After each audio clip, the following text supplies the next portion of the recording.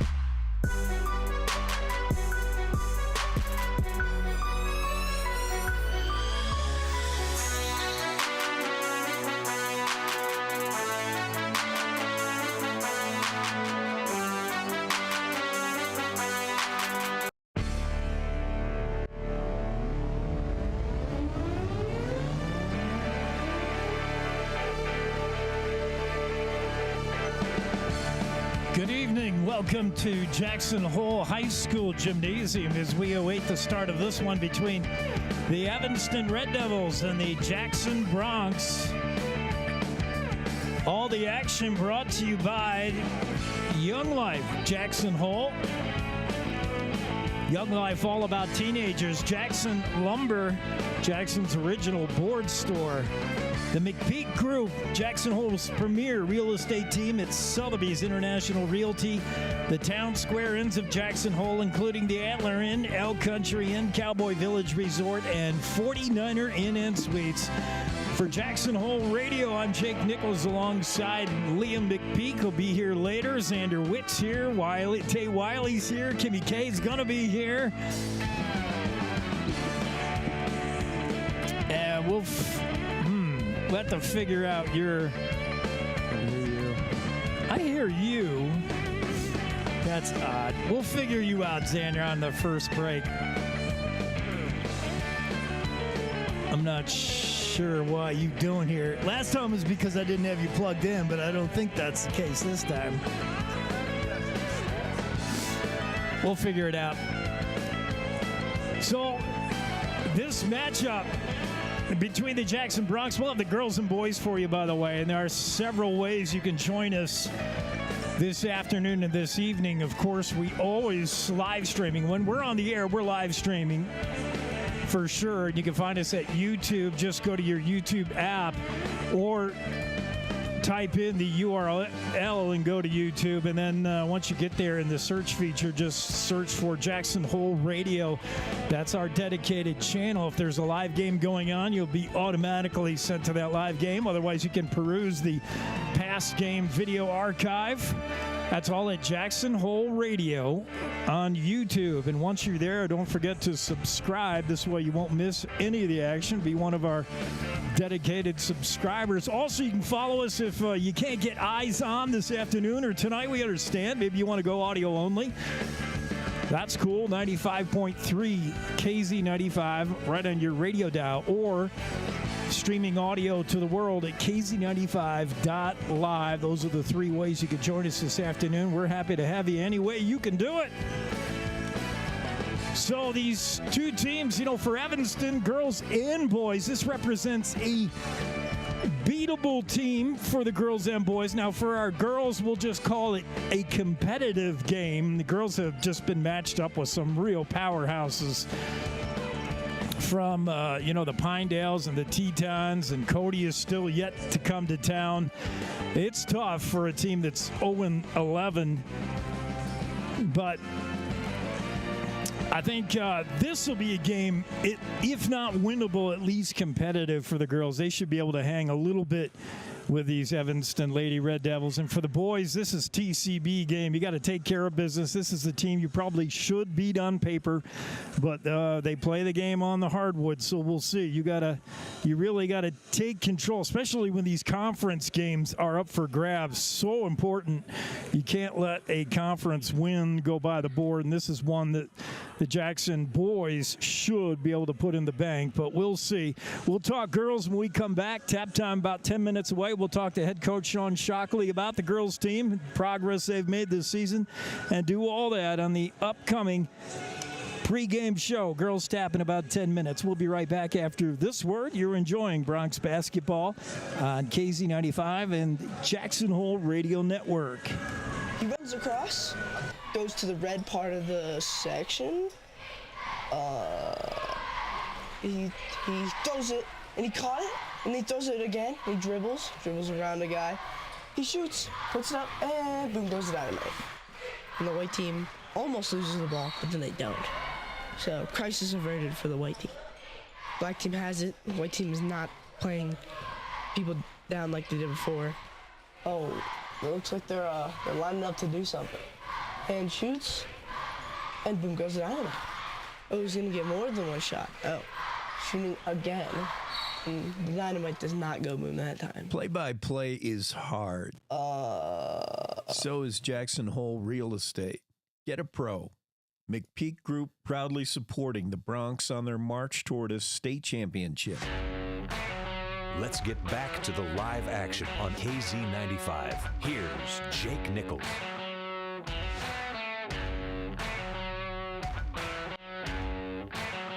All right, we are back to the action. You got me now? Yeah, I got you thank now. goodness. Ender's with us. What about Wiley? You with us? I can't hear you. Oh, you can't hear me either? That's fine. What about now? All right. Oh, technical. One of these days, I'm going to get my own technical director. Do you guys have anybody at the AV department in high school? I only can hear Xander. Not on my alley. All right. Well, I can wish. I can think about it. One day it's going to happen. So we'll look at these girls' teams first, and obviously a team that's 0-11, 0-2 in conference, working on a 27-game losing streak by my records. 28 games going back to last year. You're not going to mark progress by wins and by the wins-losses, but you can mark progress by just what you're seeing on the court. And Xander, Tate, I've seen some things. Coach Shockley has seen some positive things, and it's starting to show up on the scoreboard a little bit. Put up 17 against Pinedale. They're getting better week in, week out. Yeah, you know, for a team that's had trouble just even getting out of the single digits when it comes to the final score, I mean, lowering the turnovers and getting their shots up, they've just been doing a great job at kind of improving the small things like that, which has led to higher scoring games overall. Yeah, it's funny. Coach Shockley did say for a lot of games, we turned it over more than we shot. More turnovers than shots, that's not going to work. That's dreadful. But, yeah, things getting better. And I asked Coach Shockley straight up, I'm like, what, you know, from day one when you have the first tryout and that first week of practice when you didn't know what you had to now, what does it look like? What's progress look like? And here's what Coach Shockley had to say. You know, we have the X's and O's in that can compete against everything we pretty much face. I mean, it doesn't matter what they do to us. We have something we can run as a team. What I have not been able to get to us is just that experience and composure, to execute, at the varsity level, and it's basically just the speed of the game that we're just not there yet. You see glimpses, we're making you can see it's the right pass. It's just maybe a part of a second slow, but, we're starting to recognize where the ball needs to go.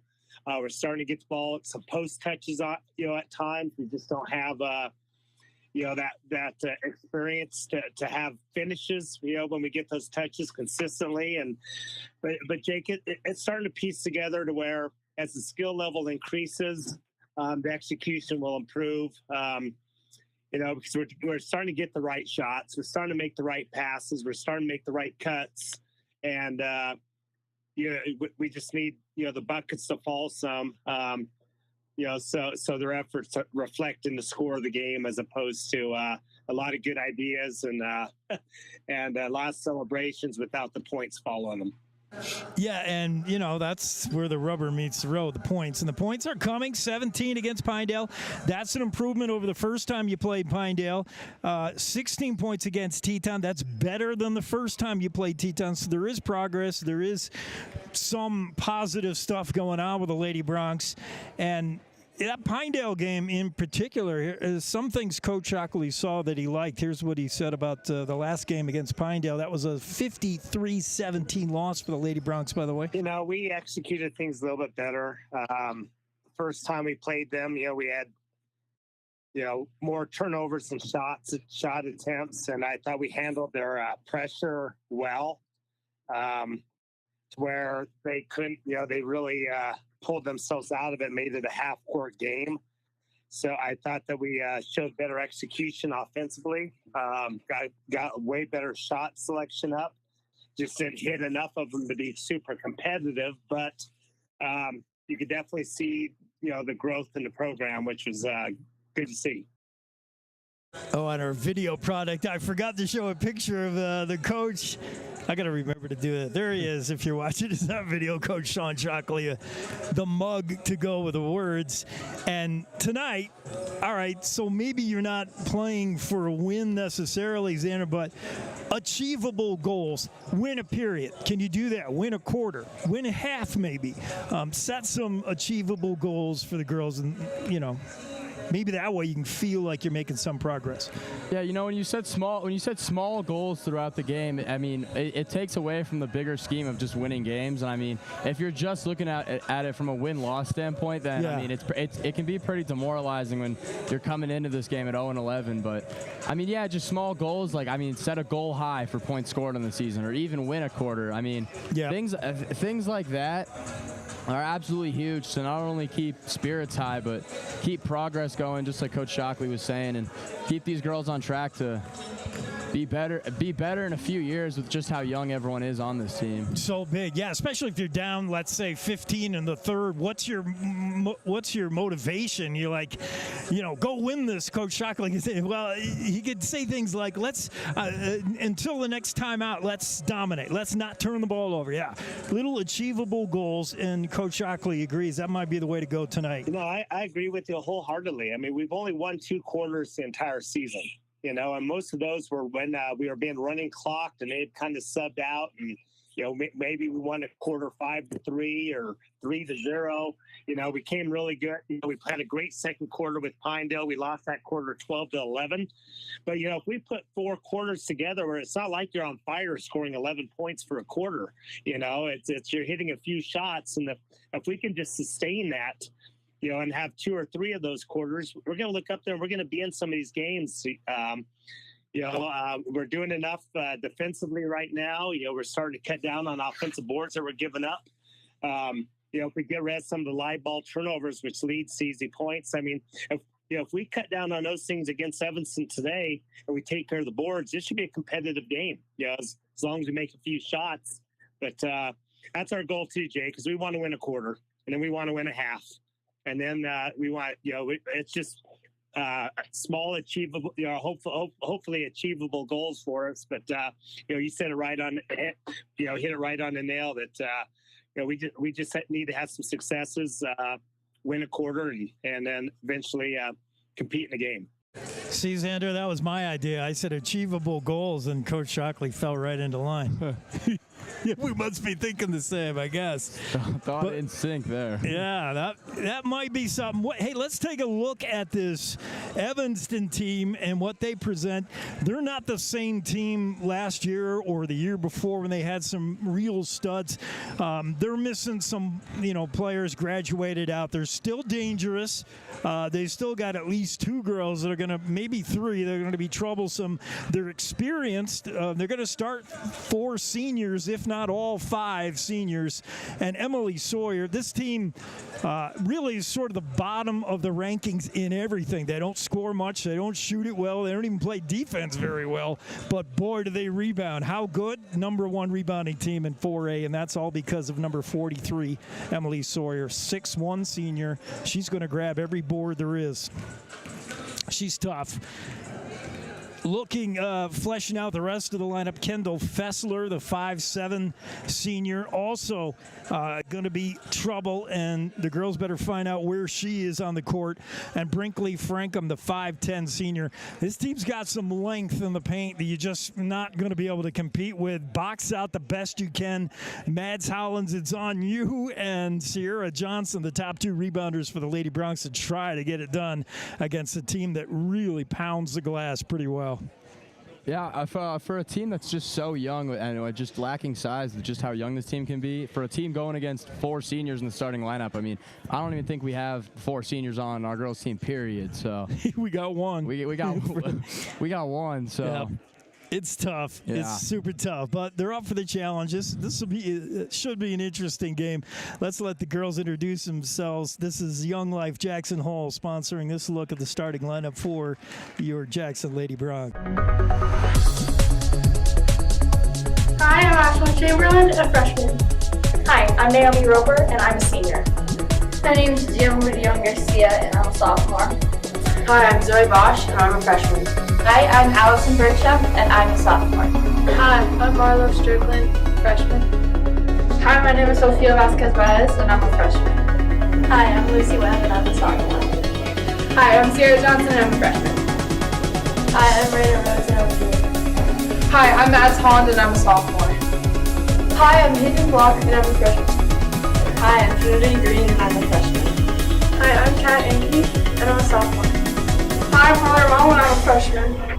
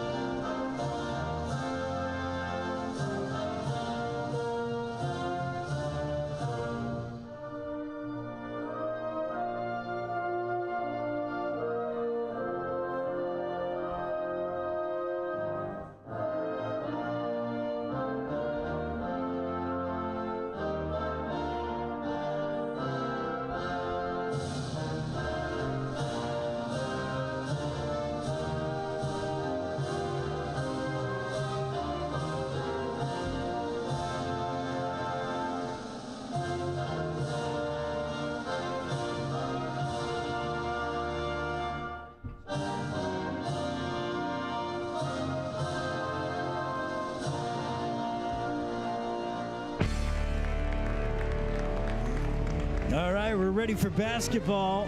Wiley, I'll try to get you hooked up with me as fast as I can. I don't know what's going on.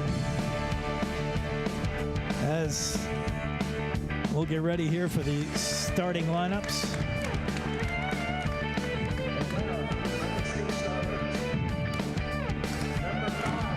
Beginning with our Lady Red Devils first. Number 20, senior Brinkley Franco. And we anticipate an all-senior floor. It'll be Hallie Brady, the 5'9 senior, averaging 7.5 a game. Brinkley Frankham, the 5'10 senior, averaging about 7 points a game. Emerson Fessler, the freshman, she's the one exception. Her older sister just took the court there. That's Kendall Fessler, the 5'7 senior. And I'm missing one in there, but Number 12, freshman Zoe Bosch. what do we got for the girls in white? Number 21. Z-Man, we got X-Man, we got Zoe Bosch, Naomi Roper, the only senior, Bosch, a freshman, Sierra Johnson.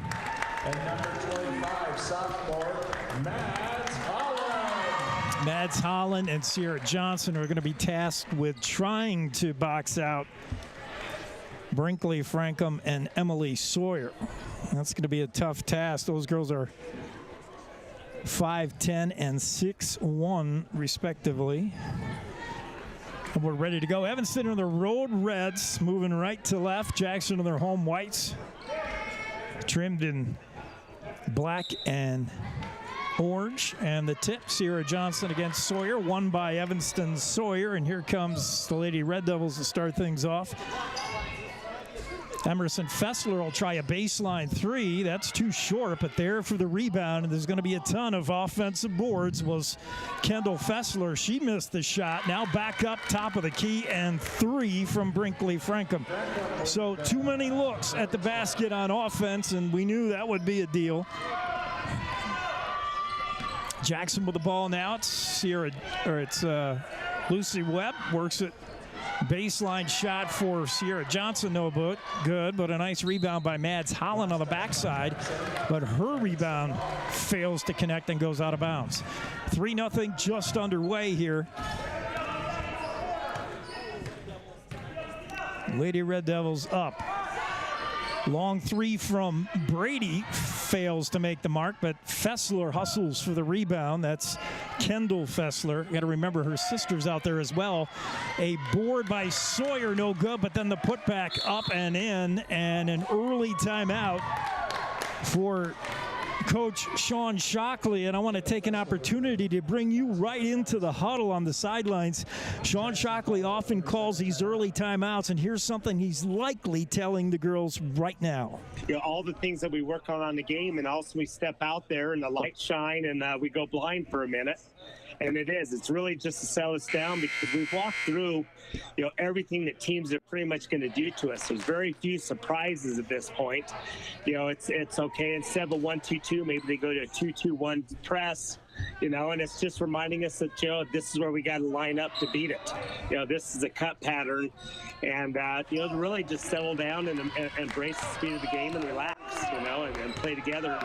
And I don't know if it's always common for me, but you know, I like it. Zoe Bosch with the basketball now, works a pass to Lucy Webb. It's off her hands, out of bounds, turnover. So the settling down timeout did not quite work yet, but Coach Shockley often calls those early timeouts to try to just settle the nerves in. Or that helps a lot when you're a freshman. You know, you've gone over this stuff. You're midway in the season, but still, every time you take the court and the lights come on, it's just like Shockley was saying, got to adjust to that game speed. You know, these girls were just playing middle school ball 1 or 2 years ago. Good point. See a travel there by number 5. Travela and Haley Brady, the senior. She's their 3-ball shooter, by the way. This team does not, neither of these teams shoot well, so we should have a low-scoring affair, something the Lady Bronx can maybe hang in there. Zoe Bosch works a nice pass into Rihanna Rhodes, who failed to connect, but I love the cut by Rhodes. She ran right down the lane to the cup, but just couldn't finish. Rebound Red Devils, they got it now, working it around the horn. The near side here to Fessler, puts a nice move and leaves Mads Hollins in the dust. Now outside shot from Brinkley Frankham, no good, but the rebound again, Red Devils, and that's what they do better than anybody. Emmy Fessler with that one. Here's Brady with a three, that's good. These Red Devils showing no hesitation to come down and shoot a lot of threes down on the offensive end. That was Haley Brady. We just told you she's their triple threat, and that was her. She had it dialed in, and now a steal by Kendall Fessler, the senior, working on Zoe Bosch. Nice little stutter step in the lane. Her shot no good, but the rebound put up by Brady, and she's fouled. She'll go to the line. That's our first foul of the game, and it's on Mads Holland. And Mads and Sierra Johnson are going to have to probably take a lot of fouls tonight if they want to compete with these bigger girls. First one from Brady is good. She's a 65% free throw shooter on the year. 9-0 now, Red Devils in the early going. It's hard to get a stop in the defensive end when they're seemingly getting unlimited chances to shoot the ball. The second one falls here. They just pound those boards, and it's not just Sawyer. Frankham is 5'10". They got a lot of length to this team. Here's Mads Hollins right here in the near elbow. Bounce pass inside to Rihanna Rhodes. She shut off on the baseline by Emmy Fessler. Gets it back to Holland. Now back out top of the circle to Zoe Bosch. So reset. Fessler coming way out to guard her. Naomi Roper thought about a three. Bounce pass inside to Rhodes at the left block. And she kind of bumped there with Emmy Fessler, but everybody's okay. And Zoe Bosch back here at the top of the key. Puts a move on Fessler, lost the handle, and a reach in, I believe, on Kendall Fessler will be her first, team first for Evanston. Good job by Zoe Bosch to try an aggressive dribble around Fessler, who is pretty good defensively. There's an open look from Kat Ankeny. She didn't take it, though. Hands off to Bosch. She'll try a little 12-foot pop shot. No good. Gets her own rebound. That's in. Zoe Bosch. 2 tries, and its second one worked. It's 10-2 now with 4:40 to go in the first. Fessler works it inside to Frankham, and now outside to Sawyer, and now, a travel. Brady took steps. I didn't see it, but boy, that was ticky-tack. A little bit of a step again there, I guess. Sierra Johnson checks back in for Roper for Jackson as the Bronx try to get big again. Boy, you watch players stand next to Emily Sawyer, and it's hard to match up with 6'1", Xander. Absolutely. Hard to find that matchup inside, which will be a trouble. Is turnover by Raina Rhodes down on the other end. Kendall Fessler fails to convert, but the rebound up and in, and that was Frankham. Emmy Fessler. So sister helps out sister. The senior missed, the freshman followed, and it's 12-2. Pass inside to Holland off the hands of an Evanston player. Holland shot no good, and a rebound is going to be Brinkley Frankham, the 5'10 senior. Here comes Evanston with another try. It's going to be a lot of one-and-dones for Jackson if they cannot work that offensive board. Here's Sawyer at the pivot, kicks back outside top, and now Brady will try a three. Long one, rattles in and out, no good. Sawyer had her hands on the rebound, but then it goes to Johnson. Sierra Johnson for Jackson gives to Lucy Webb over the timeline. Jackson trail by 10, 3.5 to go in the first. Webb in trouble now. Bounce pass right here on the elbow to Sierra Johnson to Rihanna Rhodes. Rhodes was looking for Lucy Webb, but she wasn't ready. Here comes travel right there, but they let that go. That was a Euro, Africa, Asia step. It was all the countries combined. Otherwise known as a travel, but they're going to call a foul there. That'll send Brady to the line again. She's 2 for 2. 65% free throw shooter, is second best on the team. She missed that one, though. Wholesale changes for Coach Stephen Neal in his first year taking over the program. Whole platoon swap here for the Red Devils is Brady's sub. Emma Lonsway remains on the scoring table waiting as she'll come in and sub in here after the second made free throw by Brady. 13-2 now, 3:17 to go in the first. Jackson trail in a game that we thought the Lady Broncs could at least be competitive, but Evanston off to a fast start. Do see some different players. Addie Burton out there for Evanston. She does not usually get a lot of playing time, but of course they're going to have all kinds of people in here because it'll make it more challenging for me. Ryan Debenham also out there for Evanston. What happened, Xander? It seems there was a missing player in the book, resulting in a technical foul. Oh. Zoe Bosch will line up to shoot these 2 free throws. Thank you. Let's go, Zoe. Bosch is 64% free throw shooter for Jackson. That leads the team. And her first off the back of the iron, no good. So somebody checked in but didn't check in, and that's going to give Jackson 2 freebies. Bosch is second to an absolutely quiet Jim. Won't go either, but it'll be Jackson ball here. 3:17 to go in the first. They trail 13-2 here in the opening period. Bosch will inbounds at the half court. Thought about run to Rhodes, but she's pretty well blanketed. Now finds Mads Hollins. Back to Bosch. Bosch at the top of the circle, between the circles. Pass inside is a beauty, and then Webb just gets swallowed up by everybody. Autumn Hansen got a piece of her. Thread in the needle to find that pass. That was. I mean, that was thrown into a triple team, but it worked. Lucy secured the ball and then was knocked out. I thought Hansen got the most of her, and now a timeout. Shockley, as he did not like how long it took Zoe Bosch to identify. Oh no, they're going to 5-second her. She ran out of time. Couldn't find an open teammate. Turnover. Draws the 5. JC Bardsley with the ball now. Nice move on Webb, but again, it's that stutter step, Xander, and I just don't see the travel in that, but maybe I'm not a basketball guy. Yeah, I mean, they're really quick to call the travel today. I mean, this is something, this is a theme we've seen here with these refs here at the home court. It's that first step before you put the ball down, and you almost take 2 quick steps, and that's travel technically, but boy, a lot of times they'll let you do that. Lucy Webb battling to get the ball over the line. She does, but now she's in trouble. And try to find Sierra Johnson with that. She was really hounded by JC Bardsley and just could not find an outlet. It's something the girls have gotten better at. The double team trap, the defensive pressure. They've been able to work their way out of it, just couldn't there. The steal by Zoe Bosch. Nice job. Bosch stole it away from Ellie Acey. Zoe Bosch pulls up the dribble. Now works it far side of Johnson. Now to Lucy Webb at the left elbow. Webb floats one to finds Bosch. Beautiful. And again, Zoe cutting to the rack. Puts her hand up, says, "It's me. I'm open." And she was. Beautiful pass, but Zoe couldn't finish. She was knocked to the ground. And that's going to be on Autumn Hansen, the 5'10 senior. Bosch and Webb with great chemistry earlier on. Both finding each other inside the paint. Yeah, I like it.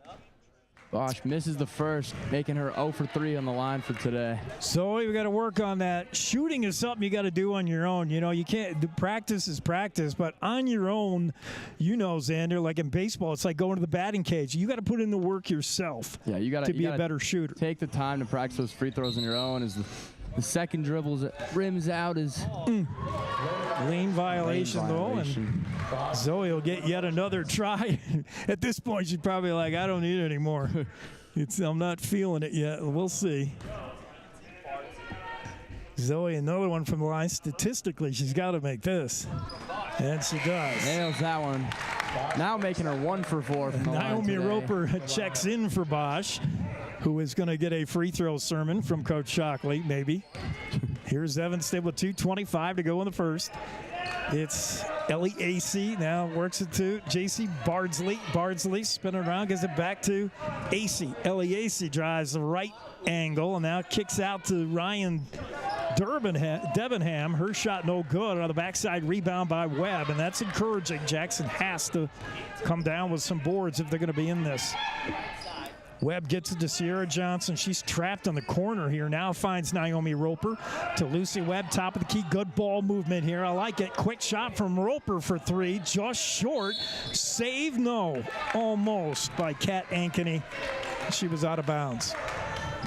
Good ball movement there to find an open shot. Just I want to find any iron there. I like it, though. Things almost clicking now. It's going to be a reach in here on Jackson. It's going to be on Webb, her first, team third. And Zoe Bosch set to check back in. She sees a ton of floor time.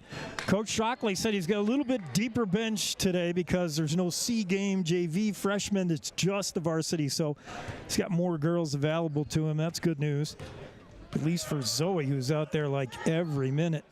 Yeah, it seems she rarely comes off the court, and when she does, it is for a short stint of time.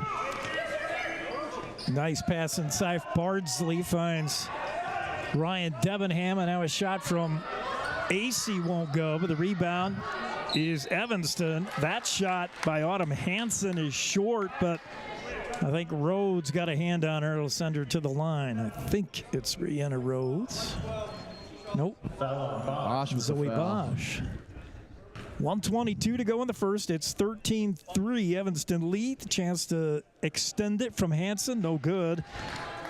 Don't have numbers from the line for her. She just hasn't thrown enough from the stripe.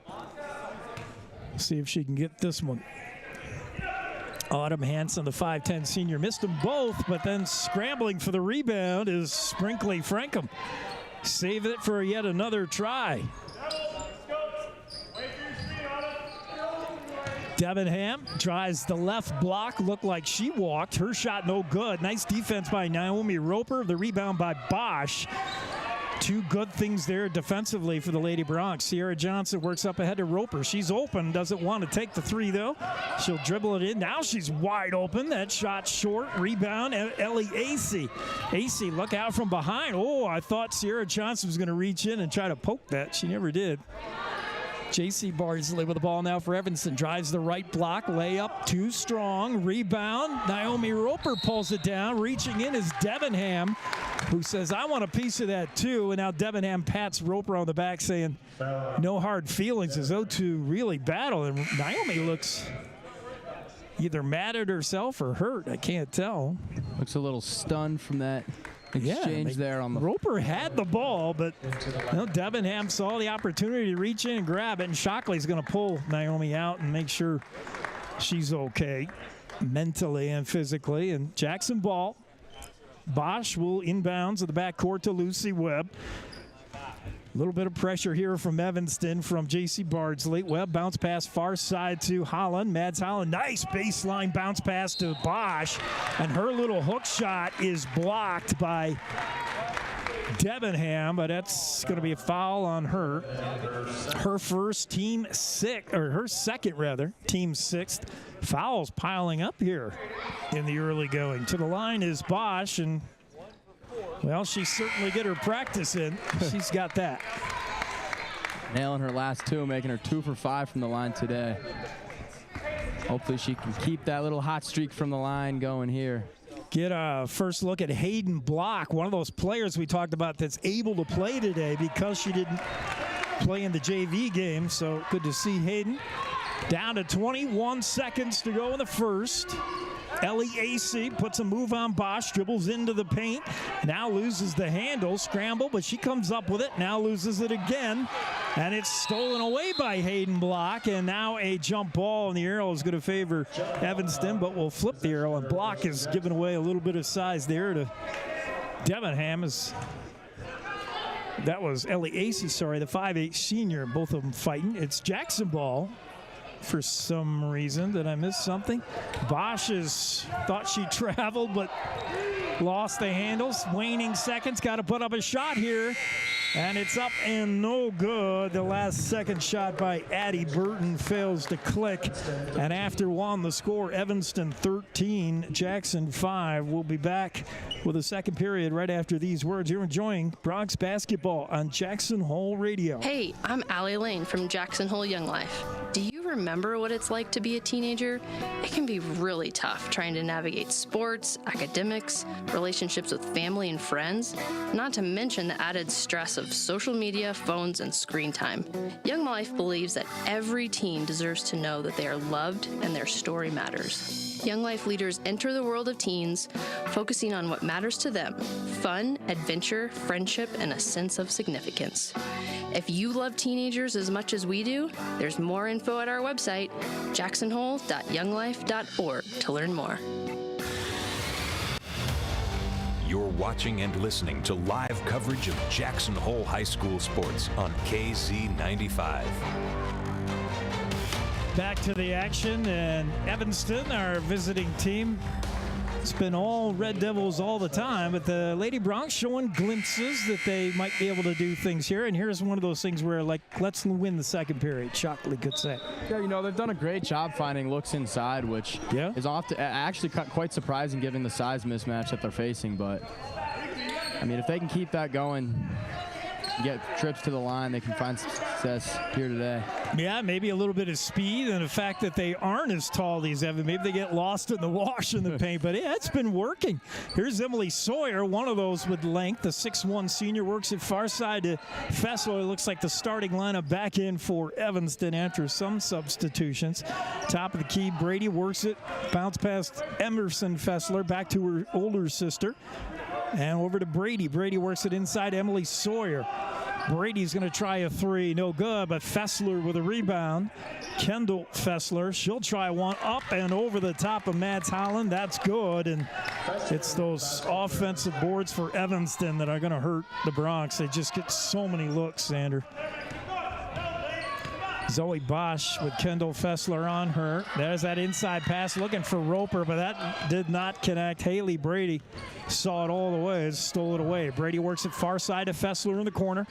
She'll walk it out to the top of the circle and give it to Brinkley Frankham, near side to Brady. Brady, she's going to try another three. Nope, inside to Sawyer. Her little spin around in the lane is too short, and nice rebound by Sierra Johnson, who trips coming out, but she's all right.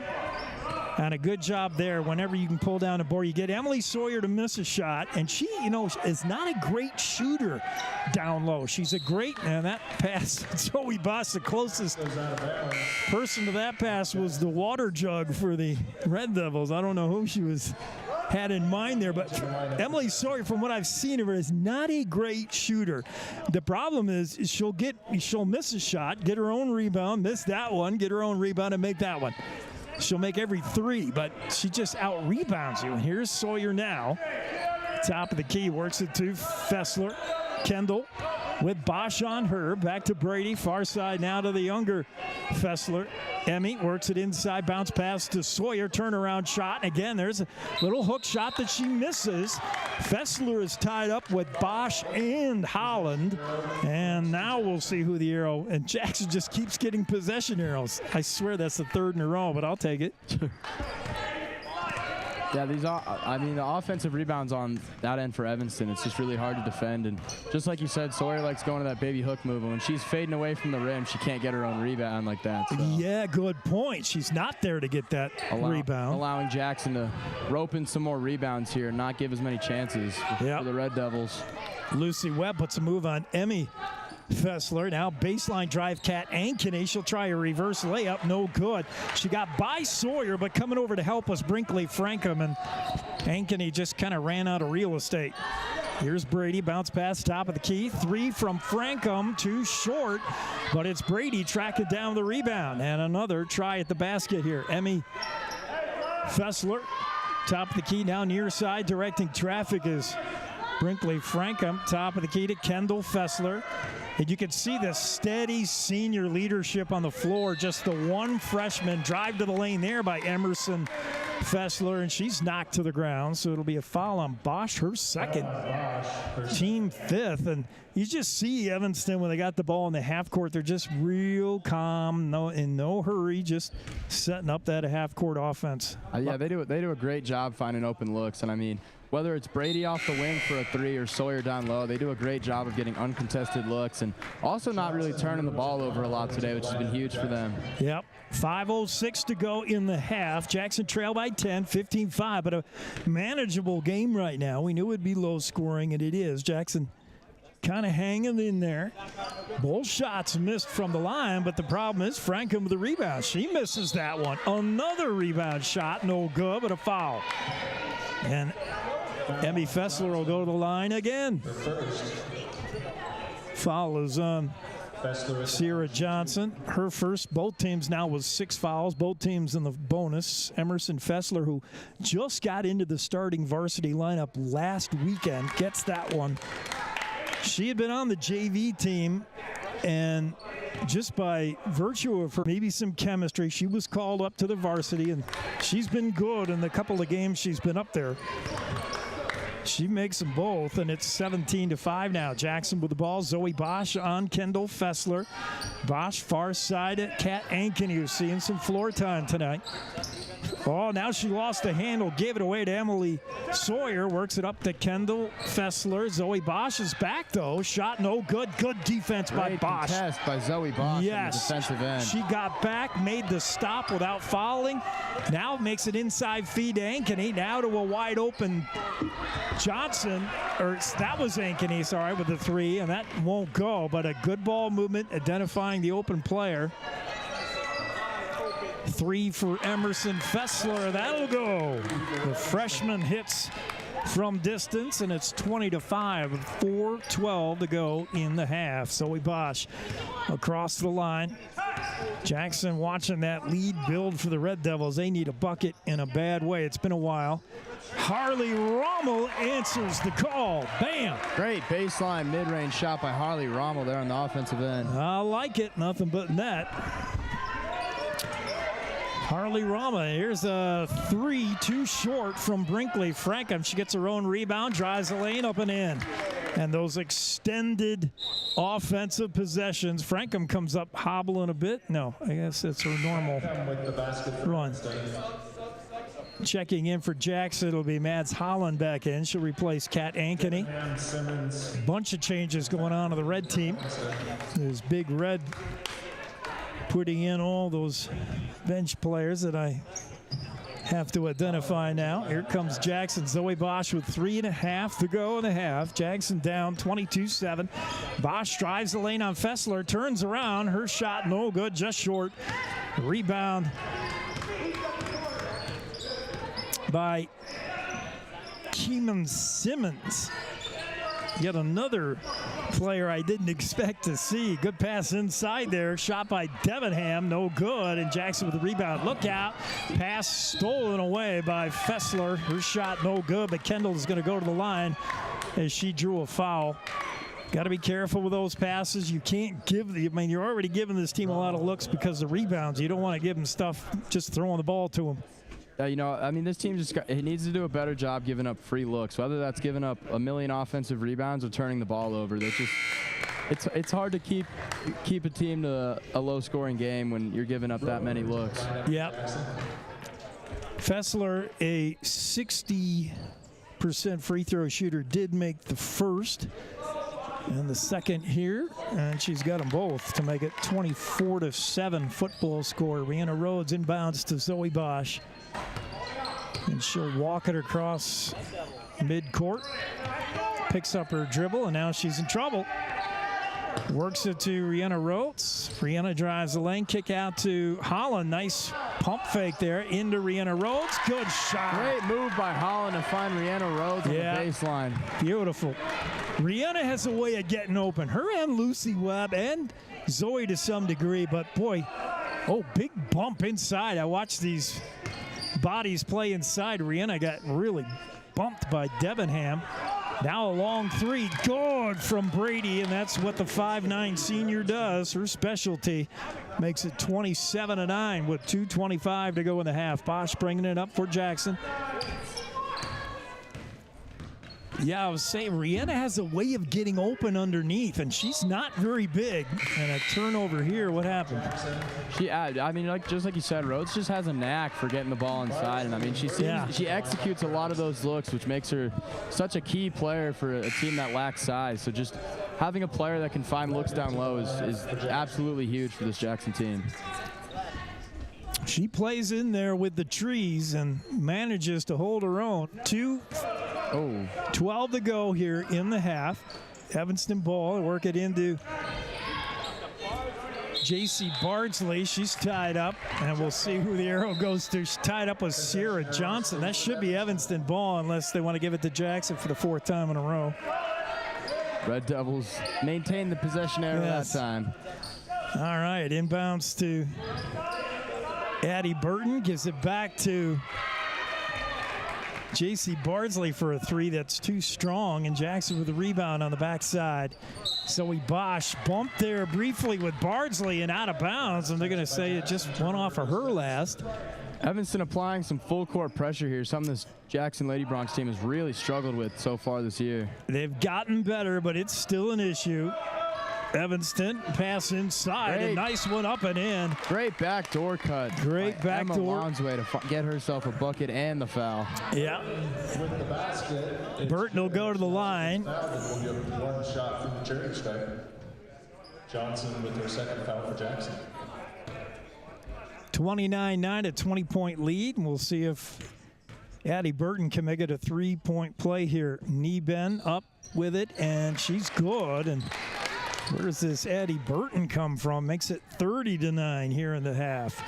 And it is Evanston with a little bit of 3-quarter pressure here. Jackson across the line now. They back off a bit.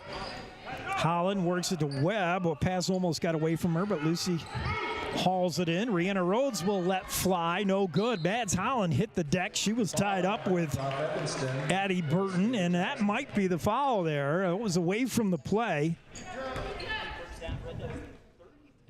Jackson ball. Maybe it wasn't a foul. Maybe it was just out of bounds. I thought. Foul on Webb for an illegal screen. Not sure what happened now there. They're going to whistle Jackson. Zoe Bosch, her 3rd, and Coach Shockley hand on hips.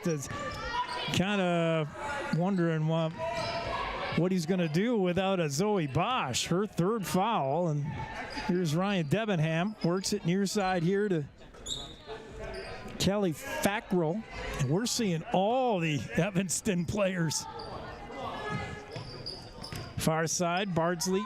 Sorry, that's Fackrell. Now to Burton. Addie Burton, top of the key. To Debenham. And just pitch and catch out here is Evanston with no shot clock, not in a big hurry, up 30-9. A lot of passes around the wing. Nothing down low so far this possession. Now they're starting to cut down low, but yeah, banging away is Holland and Webb, and they might whistle Mads, but good job playing hard down low in the post. It will be Holland's 2nd, but really you just have to play that way when you're outsized down there. First shot, no good from Ryan Debenham. Yeah, you'd rather send these players to the line than just give them an open free throw, an open layup, which is what you'd be doing if you're not fouling them down low with the size mismatch. Second one from Debenham, also missed with a rebound up. That won't go either. That's 2 tries at it by Simmons, and now comes back outside to Callie Fackrell. Fackrell works it to J.C. Bardsley. To Burton, to Simmons. J.C. Bardsley will try a long 3. That's off the back of the glass, no good. Rebounds Rihanna Rhodes, running out of time with 12 seconds to go. Rihanna looks around for help, gets it to Harley Rommel. Rommel's always one to shoot, down to 8, 7, 6. Stolen away by J.C. Bardsley. She puts up a shot. Yeah, Bosch was not going to let her go uncontested. Good defense by Zoe Bosch. Nice back checking, as they say in hockey. And that'll send Bardsley to the line. She's a 50% free throw shooter with 1.5 seconds. So these points will likely be it for the half as Bardsley eyes it and gets it. 31-9. It's been all Red Devils, a game we thought the Lady Bronx could be in at least a little bit, but boy, Evanston's come off the bus flying.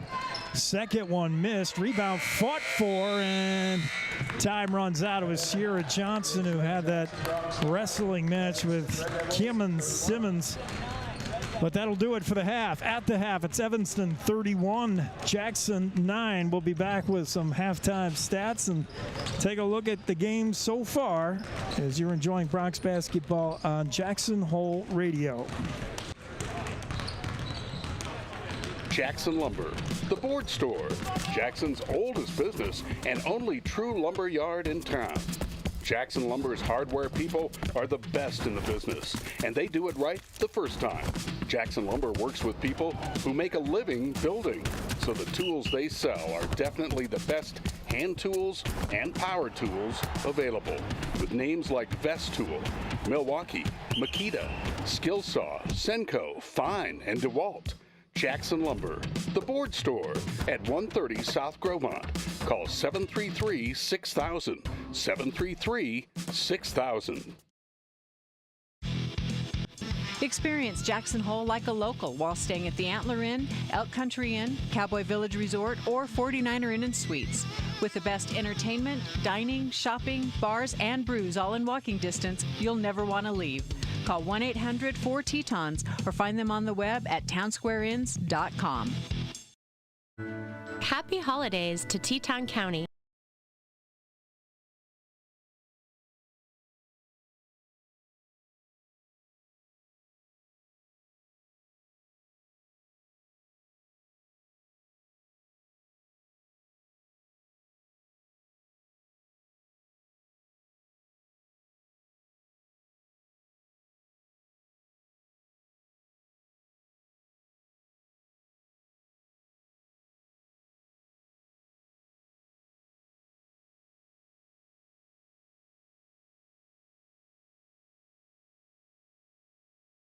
Let's get back to the live action on KZ95. Here's Jake Nichols.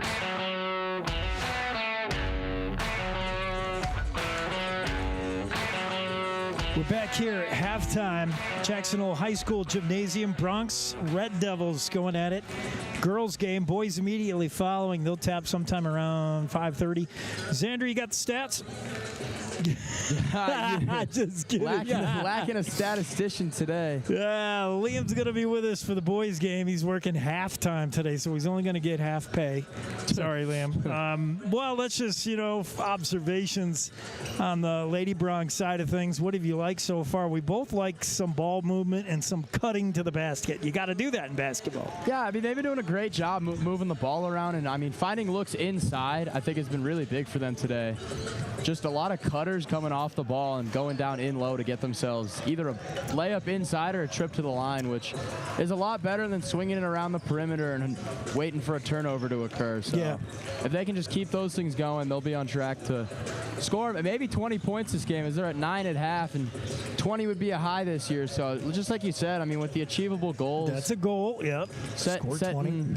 Getting to 20, which is something they've struggled to do, would be a huge milestone for this Lady Bronx roster. I'll go for that. Let's shoot for 20, girls. Yeah, I love, with so many players that are not basketball players on the Lady Bronx, it's not their number one sport. For some of them, it's not their sport at all until this year. Some basketball IQ that you're seeing from Zoe Bosch and Rhianna Rhodes, so needed, and that means movement and cutting to the basket.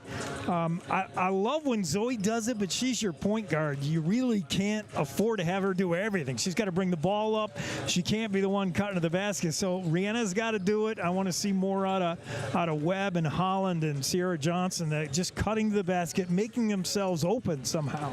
Yeah, your point guard can't be the main cutter, because I mean, when your point guard's cutting, you really got no one for them to pass to. So for Webb and Rhodes and Holland and players like that to just keep cutting down low and finding looks for hopefully Bosch to find, and then you're in a good position to score a lot more points in the second half. Halftime, we're about 5 minutes away from resuming the second half. I got the keys to the game up if you're following us on the video stream. We're on YouTube. The channel is Jackson Hole Radio. Just go to YouTube, type in Jackson Hole Radio. Be sure to subscribe. That way you're following us visually. One of the first things we said in the pregame was set achievable goals. We talked about that. 20 points might be an achievable goal right now. Support the ball. Shockley talked about that weeks ago. These girls sometimes run away from the ball when the ball handler has it, and especially if she picks up her dribble and then invites a trap.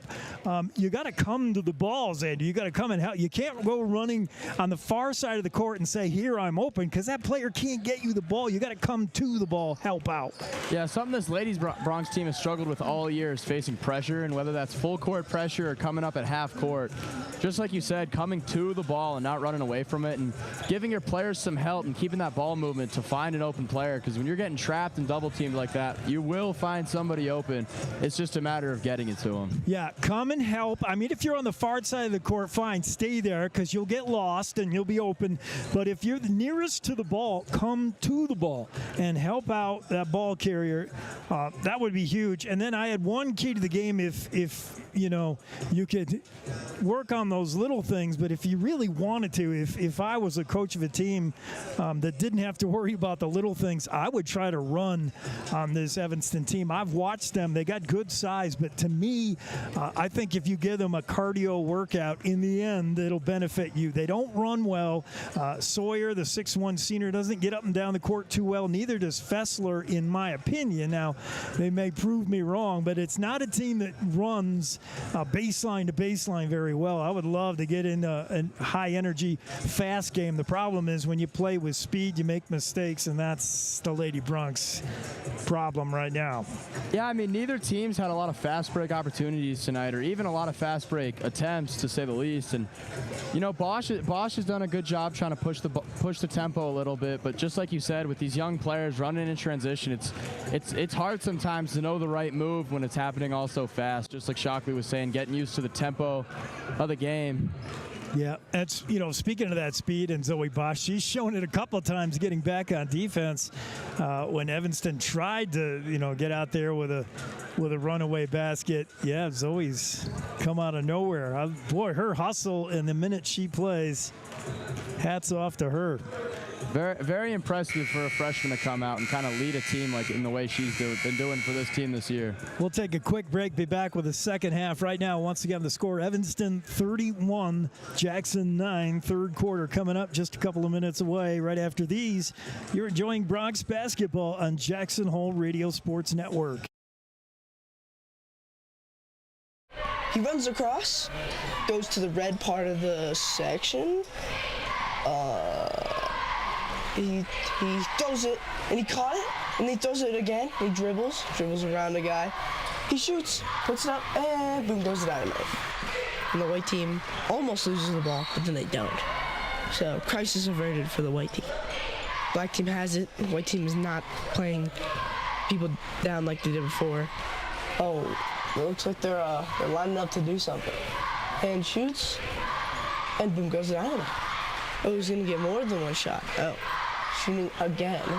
And the dynamite does not go boom that time. Play-by-play is hard. So is Jackson Hole Real Estate. Get a pro. McPeak Group proudly supporting the Bronx on their march toward a state championship. Hey, I'm Allie Lane from Jackson Hole Young Life. Do you remember what it's like to be a teenager? It can be really tough trying to navigate sports, academics, relationships with family and friends, not to mention the added stress of social media, phones, and screen time. Young Life believes that every teen deserves to know that they are loved and their story matters. Young Life leaders enter the world of teens, focusing on what matters to them: fun, adventure, friendship, and a sense of significance. If you love teenagers as much as we do, there's more info at our website, jacksonhole.younglife.org, to learn more. This is KZ95 with live coverage of the Jackson Bronx.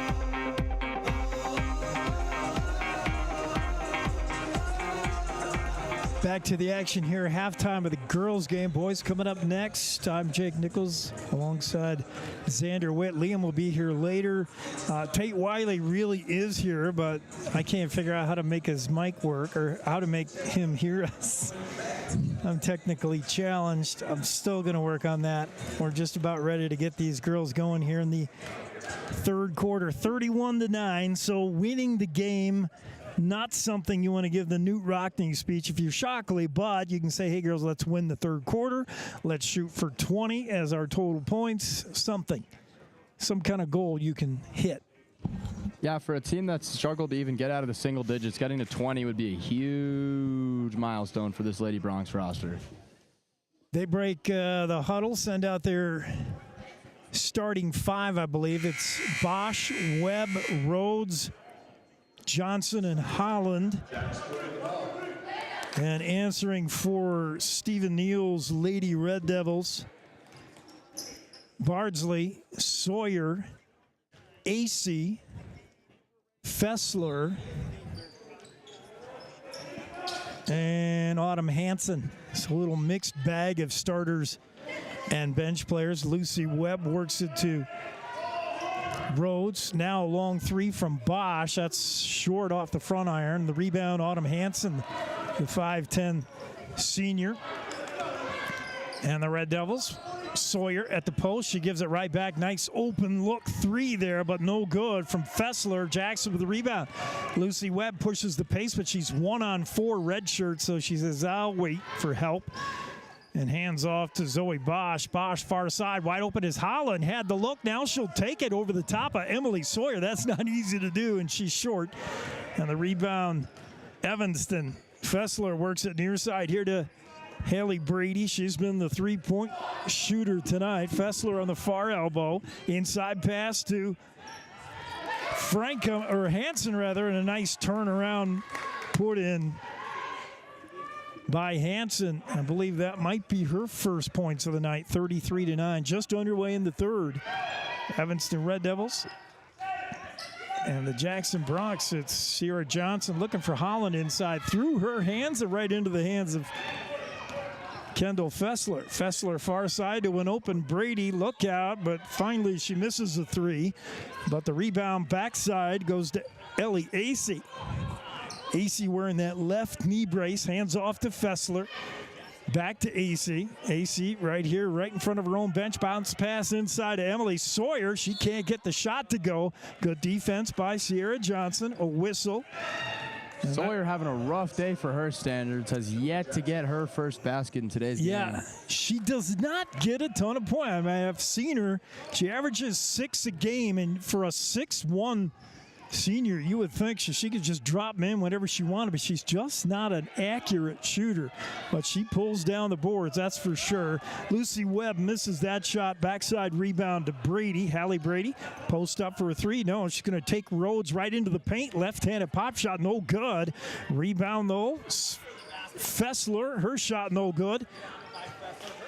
Sawyer tries it. Sawyer and Fessler had looks inside. And again, this is a team that does not shoot well, thank goodness. So this would be an even worse score. Holland, nice bounce pass to find a back baseline cut from Zoe. She lost the handle. Sierra Johnson with an open look, and that did everything but go in. Oh, Sierra just snake bit on that one. Ellie Acey with the ball working on Zoe Bosch. She swipes at it, gets it out to Fessler. Kendall will slow it down. The senior now hands off to Ellie Acey. Acey gets a nice screen there from Sawyer, but quick to pick her up is Bosch. Nice pump fake, and that's going to be that first step travel again. That was a first period call the refs fell in love with, and it's back. Refs have really been keying in on that pivot foot. Something we'll get to see a lot of tonight. Lucy Webb now handling the dribbling chores. Gets in trouble there, but gets a pass to Bosch, and she's also hacked in the arm, so the reach-in foul. No, sorry, a timeout. Trying to help out Webb, who did manage to, right before that timeout, or as it was happening, did manage to get the ball ahead to a player. 5:04 to go in the third, 33-9, Evanston with a comfortable lead, but Coach Shockley going over some teaching points. Yeah, I mean, I'm sure Shockley's trying to create a plan for what to do about this pressure that Evanston is starting to send here at the half court as Webb faced that double team there. Pressure is something, that Jackson's seen from just about every opponent, and they've gotten better at handling it. I don't think they've seen a team that rebounds this well, so they're going to learn the hard way about how to rebound, how to box out. By the end of this game, they should be better at it. Bosch will inbounds here. She's got nobody to help. Now, finally, Rihanna Rhodes makes herself available. Picked by Holland. Rhodes drives the right block, but lost the handle to J.C. Bardsley with a steal. Just under 5 in the third. Bardsley near side here to Emerson Fessler. Floats one in the paint to Brinkley Frankham. Now back outside to Bardsley. Now to Emmy Fessler, the freshman. Kicks it out to Frankham, far side. Wide open shot coming here from Fackrell. That's too strong. Holland in there battling for the rebound with Simmons, and the whistle on Simmons, I believe. It'll be Simmons first, team first here in the second half. Full court pressure. You pointed out, Xander, that Evanston wants to try it. Nice job to get it up to Rhodes. She's going to go by herself. Up and in. Great take by Rhodes at the other end. That's how you break the pressure, eh? Just like you said, Rhodes came to that ball and then got up the court with it, getting herself a basket. Yes, she did. Emerson Fessler works it now inside of Frankham, up and in. Brinkley Frankham swish from in close. And the shot that Sawyer doesn't have, Brinkley Frankham seems to have. She's nice in the paint. Just smooth. Webb will try a wide open three from the far side. No good. Backdoor rebound, though, Rhodes, and she'll draw a foul. And that'll be on Fackrell. Kelly Fackrell, her first. Team's second. Rhodes always finding a way to slip her way inside. She's around the basket, isn't she? Absolutely. Getting the offensive rebound there is something that we've seen a lot for the Red Devils, but not a lot for this Jackson team. As Rhodes' first shot rims out. Rhodes on the season a 17% free throw shooter. That's not among the best for the Lady Bronx. See if she can get this one. That one again just off the front back iron and out. In the corner, Emmy Fessler works it up to J.C. Bardsley on the near elbow. She'll take it to the top of the circle. Feeds Emerson Fessler, the freshman, now to Brinkley Frankham. Franklin hot off her last shot. This time floats one too short, gets her own rebound, however. Brinkley Frankham is 1 on 3, lost the handle out of bounds. Jackson ball, 3:31 to go in the third. Timeout here by Coach Shockley will go as well. You're enjoying Jackson Bronx basketball in the home of the Bronx, Jackson Hole Radio.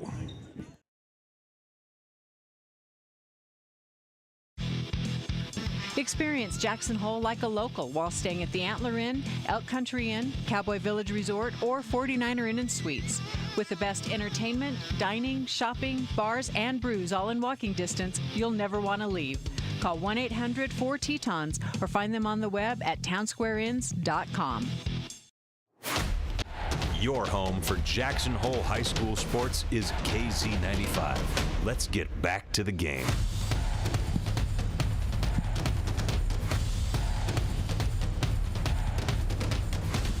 Back to the action. Both coaches coaching it up on the sidelines.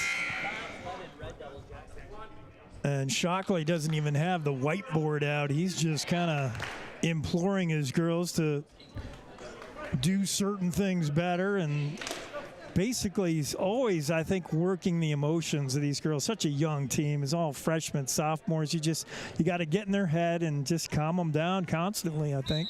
Yeah, just keep them stable throughout the course of the game. I mean, when you're down like this, losing in this way, it's really easy to get unmotivated. So Shockley just trying to keep spirits high and keep a competitive edge as Roper finds her way inside. Naomi Roper. She's good, and a nice feed there to get her the ball inside of the paint. And Jackson's not supposed to be able to do that against this bigger team, but they've gotten some shots and looks down low. Evanston ball, they lead 35-13. Inbounds coming from Emmy Fessler, trying to find an open Simmons underneath, and she got the pass, but I think the reach in on Ankeny. Foul on Johnson. Or sorry, Johnson. That'll be her third, team first of the half. Here's the inbounds to Frankham, inside to Simmons. Kevin Simmons works it to Bardsley. She drives the lane and got into a whole bunch of traffic there. Holland, Johnson, Rhodes, they were all there. It was Holland who hit the deck, and she thought she drew the charge, but she didn't. She'll draw the block. That's her third, and now foul trouble could be in the Lady Bronx future. Evanston inbounds from their own baseline, floats one way up top of the key. That's Debenham. She drives the lane, and she'll pick up a blocking foul and go to the line. A lot of fouls just on that possession by Jackson. Yeah, there were. They were whistle happy down at this end of the rink. Third team foul here in the third. To the line is Debenham. 58% free throw shooter is Ryan. And she misses that first one. Yeah, Coach Shockley's got a few girls with 3 fouls now. Nobody with 4 yet. Debenham second. That won't go. And Mads Holland's down with a rebound. Evanston full court pressure. Rihanna Rhodes with it now. Let's see how Jackson breaks it. She's just going to dribble her way out of trouble and does so nicely. Gives it back to Zoe Bosch. She drives the lane. Little 8-footer, no good. Off the back of the iron. Rebound is Simmons for Evanston. And the Red Devils just adding to that rebound total that's got them #1 in the conference doing that. Simmons bounce pass near elbow to Addie Burton. She works it inside. Debenham with a nice move along the baseline. The reverse layup, though, is off the bottom of the iron. Holland come up with the rebound, but then what happened? Was she out of bounds? It seemed so, yeah. I guess she stepped out of bounds there. 2:28 to go in the third. 35-13 Evanston lead.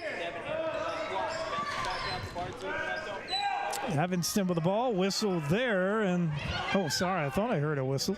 Top of the key is Addie Burton, works it near elbow here to Fackrell. Kelly Fackrell trying to spin away from Roper, who's all over her. And now gets it to Simmons, now back top of the key. They'll settle it down, works inside now to Simmons. Outside shots, it's going to be a long 2, no good off the back of the iron. Fackrell rebound, comes down with it is Sierra Johnson. And she hit the deck pretty hard, and that'll be an Evanston foul. Great job by Johnson holding on to that ball. Through the contact under the rim there, drawing the foul. Foul on Ryan Debenham. That's her third. So a lot of fouls. Jackson with big changes. Seeing a lot of new faces out there. Allison Burcham into the game for the first time. Ankeny and Rommel out there as well. Roper stepped back. Oh, she didn't notice. She stepped just barely back over the timeline and over and back violation. Another unforced error, another turnover for Jackson. Just under 2 to go in the third. Evanston with the ball and a big lead.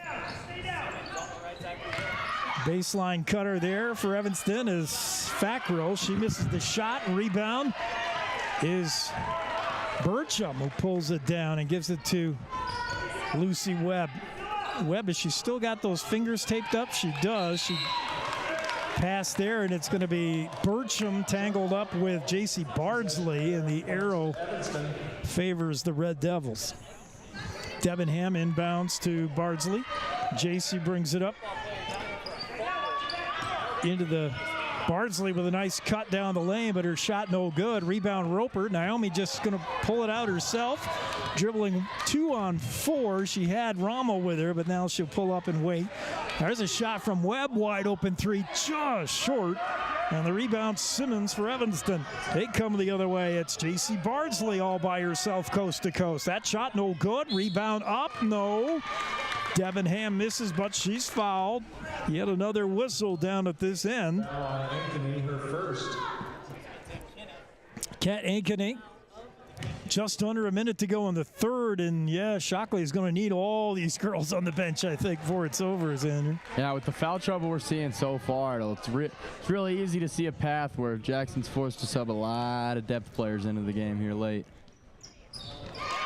And converting one of the two to make it 36-13. Under a minute. Lucy Webb with the ball.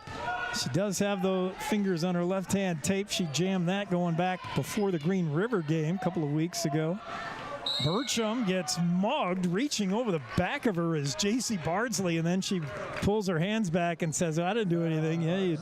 Yeah, she did. And that'll be Bardsley's first, team fourth. Both teams with 4 fouls now in the second half. Rommel to inbound. She's looking around. Harley finds a bounce pass to Ankeny, who gets it out to Lucy Webb. Webb drives the lane. She had an open shot but couldn't find the handle. She was kind of bobbling it there, and now she'll tie up with Kelly Fackrell, and it's Jackson Arrow. I thought Lucy Webb came away with that ball, but ref sees the possession error. Pretty quick, yeah. Jackson under the basket here. That was a quick jump ball, and Rommel getting dangerously close to 5 seconds there. She floated one. It was tracked down by Lucy Webb. Webb's got J.C. Bardsley on her. Naomi cutting, but there's no way to get her the ball, and now Webb's in a lot of trouble. Loses the handle. Now she finds Burcham cutting to the lane, and another tie-up. Allison Burcham along with Keelan Simmons. And we'll flip the arrow again. Evanston ball with 25 seconds to go in the third, 36-13. J.C. Bardsley at the top of the circle, works it into Debenham. She lost the handle, stolen away. Harley Rommel with it, does not see from behind Addie Burton, but she's okay. Burcham will try a three. Good! Great three by Burcham in transition. Allison Burcham with the stroke, and at the buzzer, the Evanston shot no good. And, well, they end the third quarter on a high note. Burcham with a three, and we haven't seen much of her this season, but I like that. She's averaging 1.2 a game, the sophomore, and she drained that. Yeah, you know, just what we were talking about earlier about setting attainable goals. I mean, if my math is correct there, the Lady Bronx did win that third quarter. Outscoring Evanston 7-1. Yeah, all right. Evanston play-by-play guy Elon Olive says that is the case. I wasn't going to trust my math. Xander, you're still like going to math. Maybe I'm like 7-5. 7-5. So yeah, win a quarter, achievable goals, and that was accomplished. Won a third quarter. You heard Coach Shockley earlier, maybe, if you were with us, saying it's this whole season the team has only won 2 quarters. So that's make that 3 now.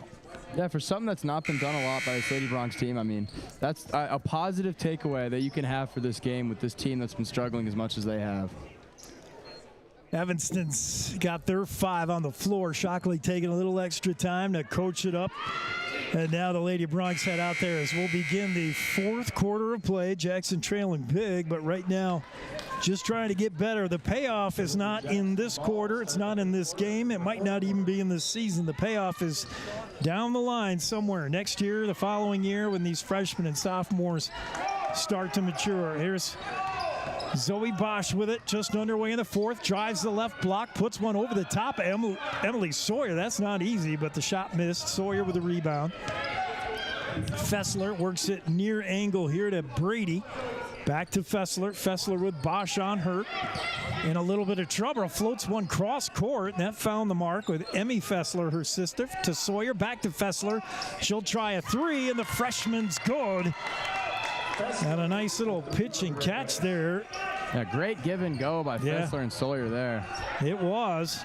Brady bats the ball away. We'll see if Jackson can get it across in time. Whoa. Webb floats it over the head of Rhodes out of bounds. Lucy Webb's option to break the press there was to find Rihanna Rhodes, who had gotten behind the free safety, as they say, and was wide open for the touchdown pass, but it was just overthrown. Fessler with it now, directing traffic. She wants her sister to cut over to the top of the key, and they make that happen. Frankham with it now. Frankham works near side in the corner and then walking it out up top as Haley Brady put a nice move on Rihanna Rhodes, but couldn't shake her. And now it's Fessler. Good defense here by the girls, by the Lady Bronx. They're really tight man on man. Far side open look for Frankham, and she's too short there with the board. Oh, and now the giveaway, though, is Johnson. As she tried to pass to Bosch too early. you know, you want to get it to your point guard, your ball handler, but maybe not that fast. I mean, just pull down the board, swing your elbows, create some room, and if you have to dribble, go ahead and dribble. But they tried to give it to Bosch too early, and it was Fessler who got a hand in and then stole it. But Jackson ball. Zoe Bosch, full court press here by Evanston with a 39-16 lead. A little bit surprised. They're pressuring, and now the steal. Brady bounce pass, and that's good. Found an open Emerson Fessler. And it's 41-16. They are turning up the heat. Another steal and out of bounds, though. A bit bizarre to be seeing this kind of full court pressure. I'm a little surprised. With this lead late in the fourth quarter, but you got a first-year head coach and Coach Neal, and I don't know whether his team needs to work on full court press, but certainly don't need it with this big of a lead. Triggered in here by Bosch to Lucy Webb. Webb's being followed by Fessler, who was thought about thievery, but it didn't happen. Webb, nice stutter step on Fessler, drives the baseline, shut off, good pass to Bosch. Yeah, she found the open player was Bosch, but her shot just short. Evanston with a rebound. Fessler up ahead, near side wing. There's a three from Brady, no good. Now the rebound, Jackson, it's Burcham. Allison Burcham off the bench having a good game. It's 2 boards and a 3 for her. Far side is Mads Hounds. No, that was Sierra Johnson. Now back out top of the key, Bosch. Little head movement as she tries to direct Johnson where she wants her to go. There's Burcham on the far wing. Burcham drives the elbow, pulls up her dribble, and now her pass intended for Rhodes just got away from Rihanna. It's swallowed up by Sawyer. Fessler to Brady. Inside of Emily Sawyer. Double team, so she kicks it out. Long three, Emmy Fessler. Good. And it's easy to see why the freshman is up playing varsity now. Emerson Fessler has been pretty deadly from beyond the arc. Allison Burcham, she's got one for Jackson. Thought about it, but now hands it off to Lucy Webb. Webb to Bosch, working on Emmy Fessler, the freshman. Now to Rihanna Rhodes. Rhodes drives the lane, could not get a shot up over Brickley Frankham. Frankham's 5'10". Rihanna's maybe, I don't know, 5'5". Yeah, something huge. Like that. Yeah, big size mismatch. We've been saying is baseline shot from Kendall. Fessler no good, but Sawyer's there for the rebound. And another look, and that shot's up and good. I think that was Frankham. I'm too bothered by watching Emmy Sawyer's sneakers are coming apart. Her kicks are like falling apart. The shoelace covering is flapping around. It's really bothering me. Am I too OCD? Got to stop looking at Sawyer's feet. Just a little bit there, Jake. Coach Neal, get 43 out of the game. Her sneakers are coming off. She's bending over. See, she's messing with it right now. She's fixing it. Fixing that shoe there, hoping to you not gotta be a distraction to the people up in the booth. It's got to be can you tee somebody up for that? Footwear failure? Yeah, you know, I'd hope so. With the distracting shoe like that, I mean, I think it's pretty deserving of a technical foul this late in the game. Possibly. Coach Sean Shockley's got the whiteboard out, drawing up some looks. We've liked some of the ball movement we've seen from White, Lady Bronx. They know what to do, and they're actually doing it a little bit against the team that's got them outsized down low in the low post. It's just shots fall. That is the thing that's got to happen. Shockley set. They're doing a lot of stuff right, but you don't notice it when you look at the final score because the shots aren't falling, and you got to think that's coming. They'll get better. Yeah, a lot of improvement shown this game. I mean, this is definitely the best I've seen these Lady Bronx pass the ball and move so far this season, which is a lot better than I can say recently. Is a turnover. Fessler steals it away as Evanston still dialing up that full court pressure. Emmy Fessler works it to her sister, top of the key. Way back between the circles. Nice passing in there. It's Burton works it to Emmy Fessler, the freshman who was driving the lane, and her layup fails to connect, but she gets whacked to the ground by Zoe Bosch, who got her money's worth with her fourth foul there, and Coach Shockley talking to her.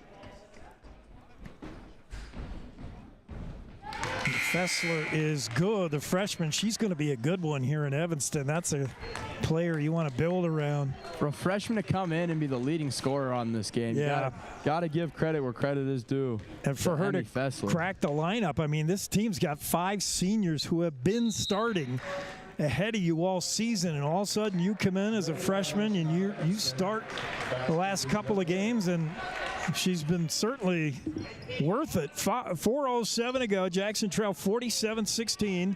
Red Devils still dialing up the heat. Rihanna Rhodes, though, works it up ahead. That's going to be an over and back because it's off the hands of Kat Ankeny as she did not handle the pass cleanly. That's too bad because they had the break. They did get it across the timeline and looked like they were going somewhere. Great move. It's just an unfortunate drop by Ankeny to let it go into the backcourt. Emerson Fessler with it now, the freshman, working on fellow freshman Zoe Bosch, who, boy, when Zoe plays defense, her and Naomi can really play some aggravating defense. Long 3 from AC is too short. Rebound, a battle for that, and Bosch has had about enough of these Red Devils as her and Autumn Hansen were tied up, the senior, and Zoe wasn't taking it, the underclassman. She said, if I'm going to get my 5th foul, I'm going to go out on a high note. She did not get whistled. That was a jump ball, but she'll come out for a breather. Evanston ball, shot there from Emmy Fessler, no good. Rebound also from Autumn Hansen, that won't go, and Evanston's got their 3rd board here. And possession extended have been the theme of the night for the Red Devils, who really hit the glass well. Long 3 there from Emerson Fessler, and that's just short, and a battle for the rebound. Travel call, and Sierra Johnson comes up with a bloody nose. She's going to have to come out, I would think. She got whacked. Maybe it's not bleeding, but she definitely took an elbow to the nose. Inbounds to Sierra Johnson. 3:17 to go, and again, we've seen that Red Devil pressure, and not quite sure what's going on with that. You really don't need it now. And that's a steal. Turnover, Jackson finding a wide open Ellie AC, and she lays it up and in to make it 49-16, and Red Devils feasting on turnovers now. They've got 4 of their 5 here in the backcourt trying to force a turnover. Real test for the Lady Broncs here to see if they can beat the pressure without their starting point guard, Zoe. Oh, I spoke too soon. Zoe Bosch is back into the game. Comes in for Harley Rommel. I guess I'll stop complaining the Red Devils are pressing and look at the glass half full. Jackson needs practice with this, and now they back off a little bit. But Lady Broncs are going to see it. They've seen it all season. They'll see more of it, and they got to learn to beat it. Bosch picked up her dribble. She's in trouble. Works the pass to Webb. Nice job corralling that as that pass a little off the mark. Webb gets it back to Sierra Johnson. Back to Webb. Like to Sierra dribble more. Like to see Johnson dribble it more. Nice cutting. Zoe Bosch. Good job. Webb found Bosch. Her shot no good. Gets her own rebound, and she gets tied up with Ellie AC, and they're going to get Ellie, I think, on the reach in. She got handsy. No, they get Simmons. I did not see Simmons in there. That'll be the 6th Evanston foul. So Jackson now in the bonus. Bosch looking to inbounds here underneath her own basket. Can't find anybody now. She does. It'll be Mads Hollins, long 3 off the top of the backboard. No good. Rebound Evanston. Look out. That's off the foot of Addie Burton, but it's tracked down. Far side to Fackrell. Now to AC. Ellie AC being hounded by Zoe Bosch. AC bounce pass inside. A nice one. Turnaround jumper. Good. That was a power move by Autumn Hansen, the 5'10 senior. That was a down low post. That's how you do it. 51-16. Jackson needs 4 to get to 20, and that's a goals ender set for them. Uh-oh, Lucy Webb had it pop out of her hand. She took her eye off the pass, stolen away. It's Addie Burton up and in. Now see if they can meet that goal here. Just need 4 points in the next minute and a half, but 90 seconds, yeah. The way they've been struggling to beat this pressure. Double dribble there by Rihanna Rhodes. And, yeah, Coach Shockley's seen enough of his starting five. He'll give him a blow, and we'll get bench time here. It's going to be up to Block. Rommel, a 30 who I don't have. Let's see if we can find the rest of it. I think Burcham is in there. Good power move there by Keeman Simmons, who backed her player up to the hole and then finally put the shot up and in. Harley Rommel with it now, pulls up, gives it to, who is the number 5? I don't know that I got a 5 either, although she looks familiar. Feels like I should know her. We're missing a lot of numbers here. You go to school with these kids. Come on, Sam. You don't associate with underclassmen. Not a senior just like you. I was saying, with how young this team is, not quite familiar. These with this freshmen roster they're here. so new to the high school. You don't even know them yet. No. You don't sit at the same lunch table. No, I mean just a year ago, a lot of these girls were playing middle school basketball, and I know. Now they're competing against people who can drive cars and vote. So.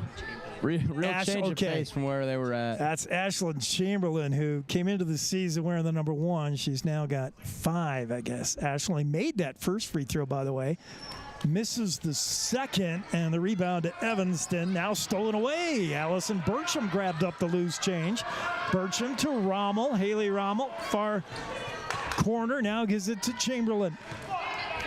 Chamberlain lost the handle for a moment, scrambled for the loose ball. Burcham's got it.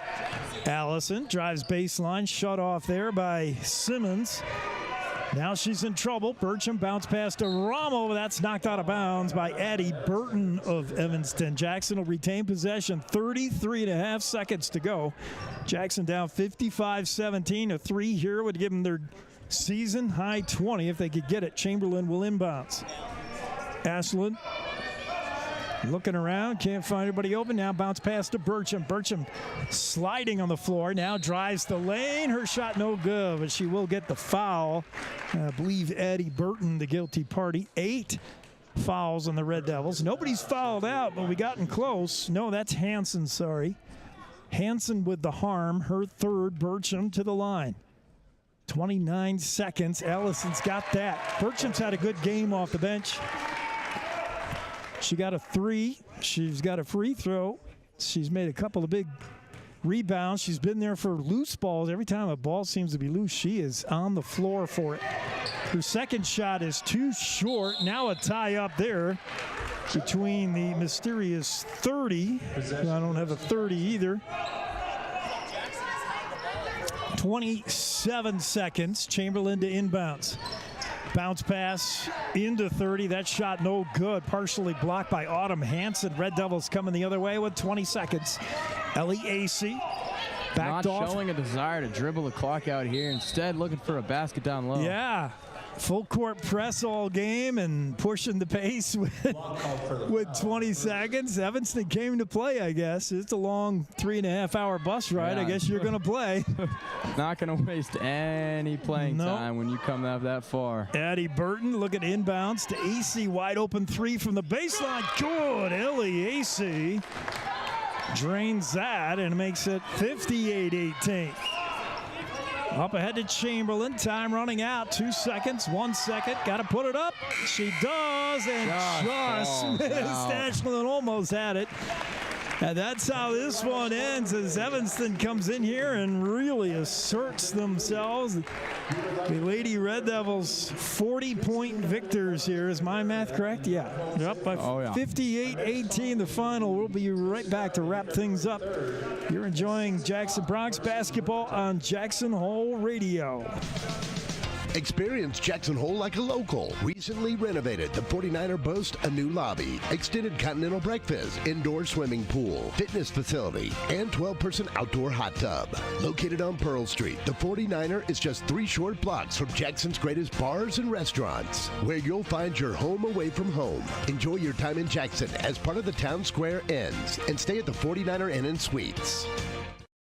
Live coverage of Jackson Hole High School Bronx basketball. 2020, the Elk Country will offer new rooms and amenities. The new expansion will bring a brand new indoor-outdoor swimming pool, indoor and outdoor spas, a new dining area with complimentary breakfast, conference facilities, and so much more. Located on Pearl Street, you'll be able to leave the car and walk to Jackson's greatest shopping, dining, entertainment, bars, and breweries. Live like a local at the new Elk Country Inn, coming this May. At High Country Limited.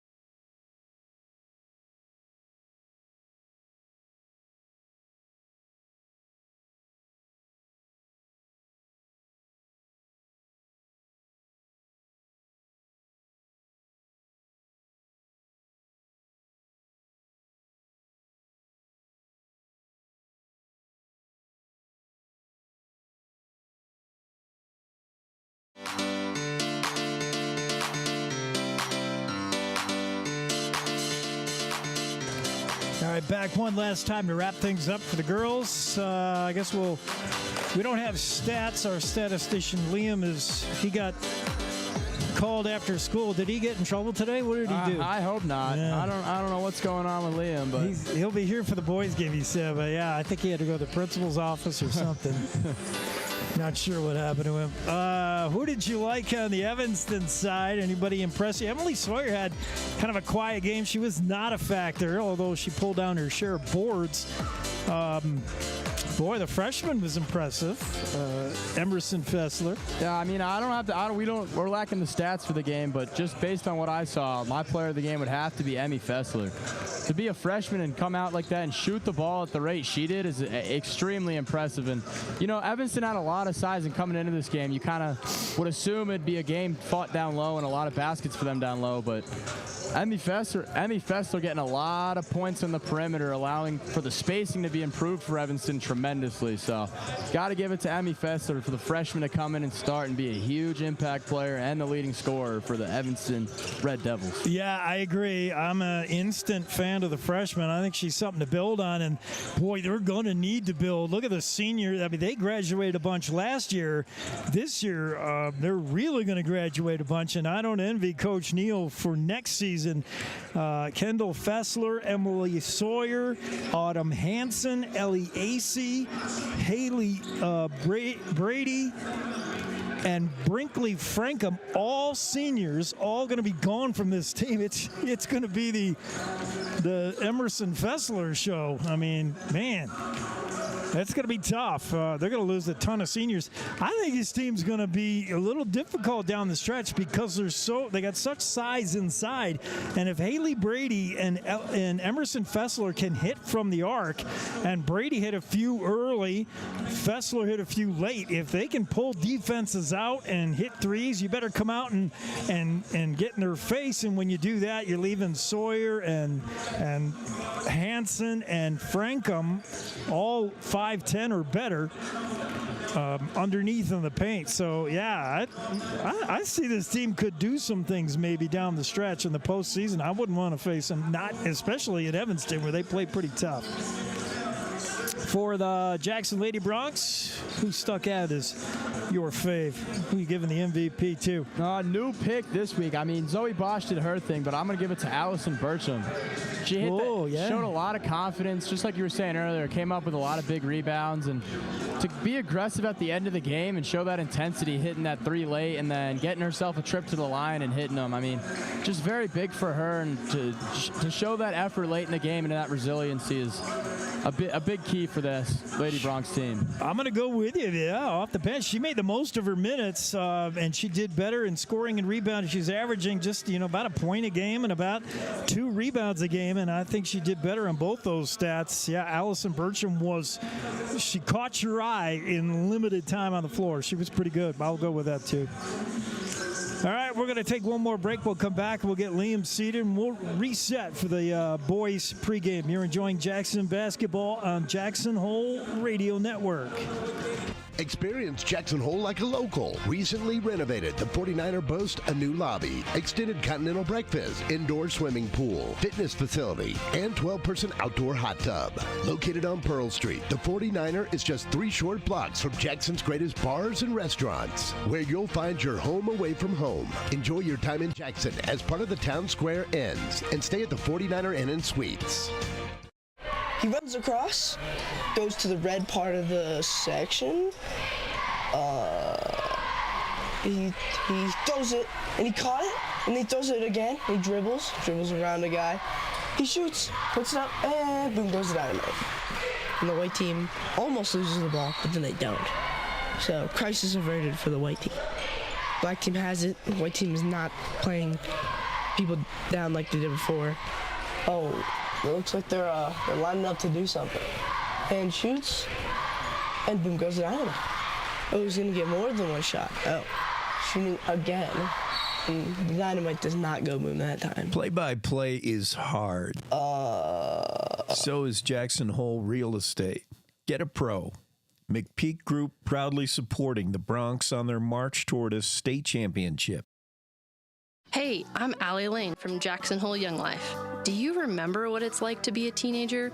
It can be really tough trying to navigate sports, academics, relationships with family and friends, not to mention the added stress of social media, phones, and screen time. Young Life believes that every teen deserves to know that they are loved and their story matters. Young Life leaders enter the world of teens, focusing on what matters to them: fun, adventure, friendship, and a sense of significance. If you love teenagers as much as we do, there's more info at our website, jacksonhole.younglife.org, to learn more.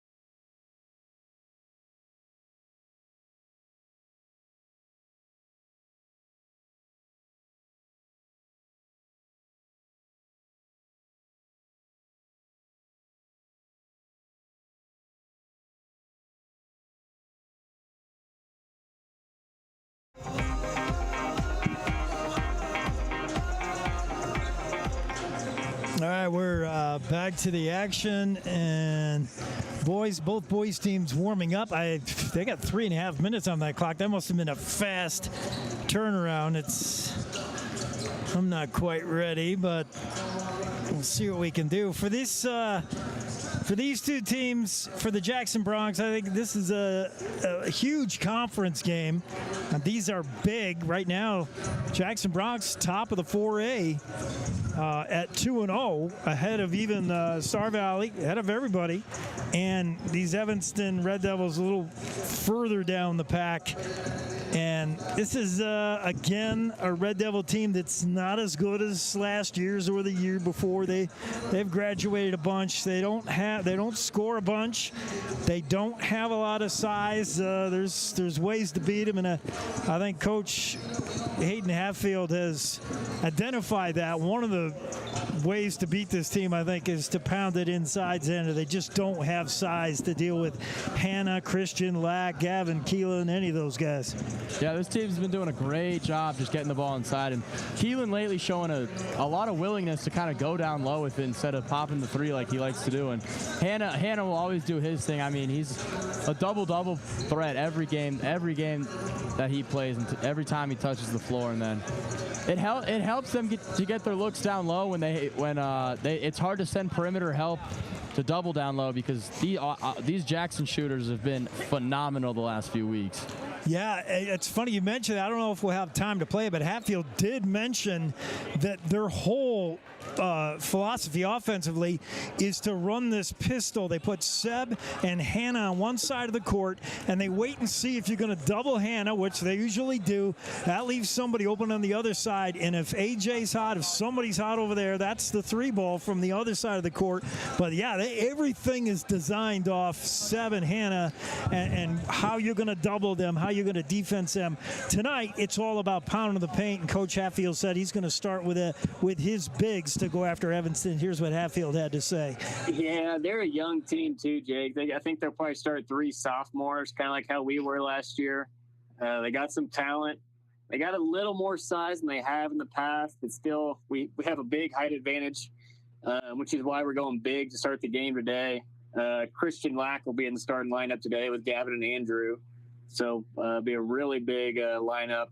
So, yeah, you're exactly right. We're going to try to our go-to to start, we're going to try to get in that pistol set, see what they do against Andrew, and we'll adjust from there. But the good thing about it is we have a play-in for, just about any way someone can guard our sets. We have some little adjustment we can go to. Does that need to go into a pick and roll, or does it need to be into a pass and cut situation, dribble handoff? So we're prepared in that aspect. But Evanston's, they're going to be pretty good. They got shooters, they got young talent. Can we pressure them enough to get them off their game? And can we play our game mostly, get out in transition, early offense, get a couple of steals here and there, get a quick lead, and hold on to it, hopefully. Let's get the starting lineup for the boys. Let them introduce themselves. Player introductions brought to you by Young Life Jackson Hole. Hello and welcome to Jackson. Step Runner, junior. Mac Fairbairn, senior. AJ Fowler, junior. Owen Kana, junior. Carson Harlan, senior. Isaac Larson, senior. Palmer Wetzel, sophomore. Andrew Hanna, junior. Gavin Keelan, junior. Christian Lack, senior. Drew Griebel, senior. Elizabeth Murray,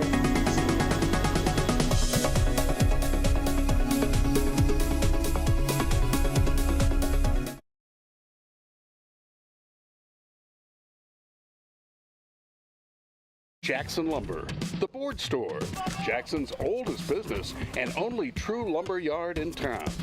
Jackson Lumber's hardware people are the best in the business, and they do it right the first time. Jackson Lumber works with people who make a living building, so the tools they sell are definitely the best hand tools and power tools available, with names like Vest Tool, Milwaukee, Makita, Skillsaw, Senko, Fine, and DeWalt. Jackson Lumber, the board store at 130 South Gromont.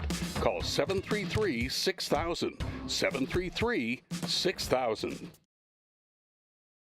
Live coverage of Jackson Hole High School Bronc basketball is brought to you in part by the Elk Country Inn. Coming May of 2020, the Elk Country will offer new rooms and amenities. The new expansion will bring a brand new indoor-outdoor swimming pool, indoor and outdoor spas, a new dining area with complimentary breakfast, conference facilities, and so much more. Located on Pearl Street, you'll be able to leave the car and walk to Jackson's greatest shopping, dining, entertainment, bars, and breweries. Live like a local at the new Elk Country Inn, coming this May.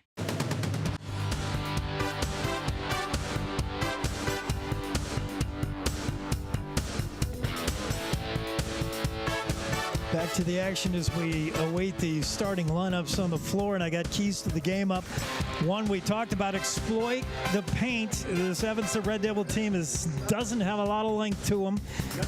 Use the bench. This is a game hopefully Jackson can get a lead, and we can start seeing players like Griebel, Lack, Palmer, Wetzel, Witherite, get that bench going, and then finally play a full 32 minutes. I don't want to get a lead and then fall asleep in the third. I don't want to fall asleep in any period. Play all 32 minutes and focus and bury these guys. Yeah, that Pinedale game that Jackson most recently played was the most complete game I've actually seen Jackson play. And like you said, unloading the bench, allowing all those 12 players to get in. And even late, seeing guys like Owen Kana come in and nail 2 back-to-back threes and coming in like that, just very big, a lot of depth for this Jackson team. Very inspiring for years to come. Liam, I'll try to talk over here when I'm going to ask you something. I know you can't hear me, and I'm not sure what's going on with that. Starting lineups being introduced now. Evanston in their road Reds. And Jackson, who do we got starting for the Bronx, Xander? Got Seb Brunner and Isaac Larson leading the backcourt as Gavin Keelan, the swing man out there, is the two bigs tonight. Andrew Hanna, familiar face in the lineup, for making his first start tonight, number 25 senior, Christian Lack. There's one guy at Evanston you got to watch. He's their leading scorer, number 12, Brighton Smith, the 6'1 senior. He'll hit threes. If he's hot, he can take over a game. Make sure you take care of Brighton Smith. He's out there along with Kai Barker, Clayton Cook, I believe Jordan Mendez, and missing one guy, Jay Hill. Those are the starters for Evanston. And the tap won by Hanna, 6'7" Andrew Hanna. He's going to win a bunch of opening taps. Here's Hanna driving the paint, bumps there, hard collision, and he's going to draw the charge. And Clayton Cook will take, a travel, sorry. Clayton Cook with the contact there, and turnover on downs on the travel. It's Jay Hill, far side for Evanston. He'll drive the lane, but a whistle before, and that's going to be a block. Then why do we have the ball? Must have been a charge, I guess. Yeah, all right. Charge on Mendez, who will do that. I watched a lot of film on these guys, and Mendez, very aggressive sophomore when he goes to the rack. He doesn't care who's in the way. Seb Brunner showing a little of that now with a backdoor lay-in, and Seb's really good at that. He loves working the left side of the cup, even though he's a right-hander. He'll do that.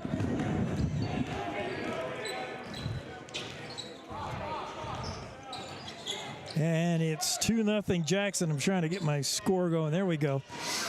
Shot by Evanston, no good. And it's Hanna with a rebound. Gets it out to Gavin Keelan. Keelan across the timeline. Thinks about a baseline drive on Hill, but he won't try it now. He wants an outlet. Lack presents himself, but he's going to whip it out to Seb Brunner here at the top of the circle. Lack with a nice pick on Brighton Smith, but can't rub him off. Isaac Larson, far side elbow, floats one to Hanna, but boy, Andrew draws a lot of attention. There were 3 Red Devils on him, and they stole it away. I'm not even sure who it was on Evanston. Jay Hill with it now, far side to Mendez. Jordan Mendez, the 5'9" sophomore, looks around, got Seb Brunner on him. That's quick on quick. Watch that matchup. Mendez, Brunner, that'll be fun. Both those guys really fast. Jay Hill with it now, trying to work on Keelan. Big size advantage there for Jackson, and it's going to be Gavin Keelan with the step in as he draws some contact. Hill's showing no hesitation to drive on the much taller Keelan there. Yeah, he's giving away a bunch. Jay Hill, the sophomore. That shot, that's Gavin Keelan, but defense, I think he leads this team in shot blocking, even ahead of Hanna. Keelan really good at that. Hanna with a wide open, nice feed from Brunner, but he misses it badly. And we're still stuck at 2-0 here with 2 minutes in. Drew Barker kicks it out to Brighton Smith. And he got to reach in. Isaac Larson, the guilty party. You got to be very careful of Smith, and Coach Hatfield knows that he's probably informed his guards, get out on him. Do not let him shoot from beyond the arc. Here's Smith now working on Larson. He'll try a 15-footer. That misses badly. Larson with the board. Larson, a defensive stopper. You'll see him matched up with the Smith team's best. Yeah, he's usually on the team's best perimeter shooter. Here's Seb, spin move in the lane, hand off to Hanna. I don't know how he was ready for that.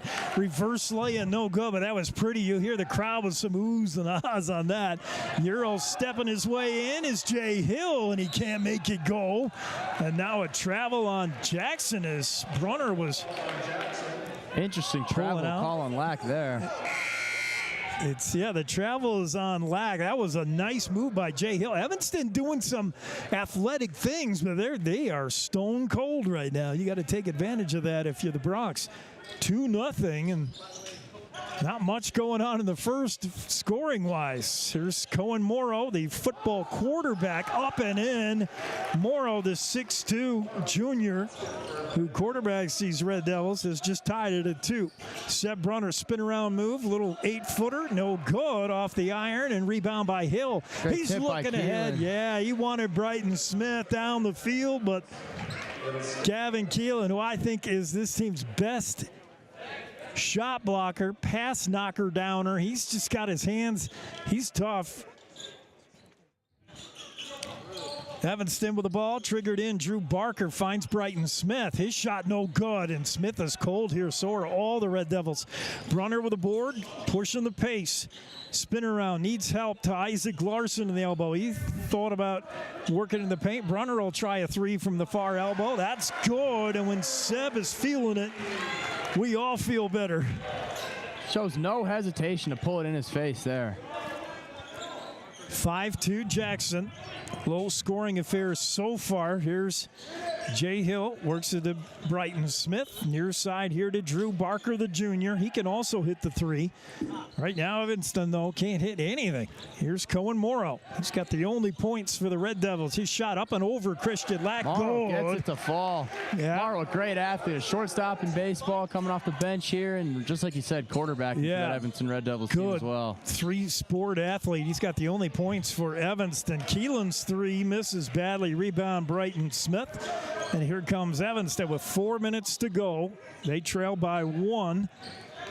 Good pick set there by Clayton Cook. Cook bounce pass inside of Morrow. Look out, he's been the danger guy. Kick out, it's Brighton Smith in his spot baseline, but he's cold. No. And the backdoor rebound, Isaac Larson. Larson, he's going to go coast to coast. Bumps there with Brighton Smith. Did he draw it? That would be important. And he did. Brighton Smith, one guy that Red Devils coach Rob Wassebaugh could ill afford to lose. And Smith has his first, team second. 3:42 to go, a 5-4 game.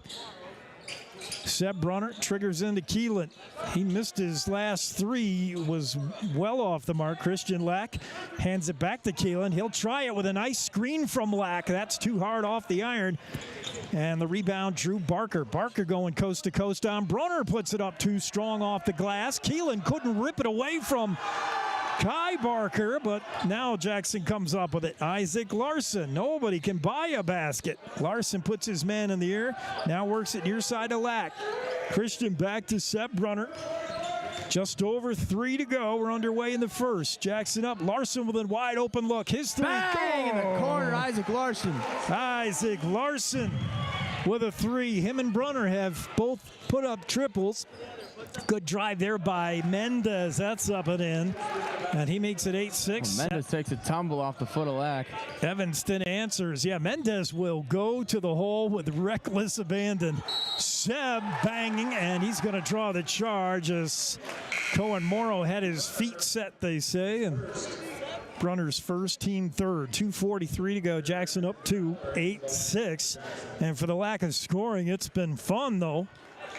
Mac Fairbairn making his first appearance in the game, subbing out Christian Lack here in the later stages of this first quarter. Keelan is also off for A.J. Fowler. Here's Evanston with it. Morrow, far side of Brighton Smith. Larson has really been in his pocket. That shot up and in, but before it went off, it'll be a Larson foul. That basket won't count. Larson's played tight defense on Smith. That's going to cost you every once in a while, and it has, as Larson is committed 2, and he'll come out for Carson Harlan, who is often a spark plug for this team. When he comes on the floor, things happen. That shot missed. Rebound, Hanna. That won't be his last of the game, and he gives it to Seb Brunner. Brunner drives past Mendez. Thought about a shot. No. Harlan to Fairbairn.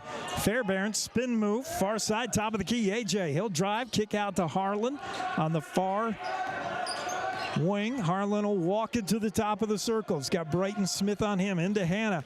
Hanna will see if he can make hay here down low. Up Great and move in. by Hanna. And I think Andrew can do a bunch of that tonight if he wants. Using his physical prowess to buy himself a basket there. He did. He made space for himself, didn't he?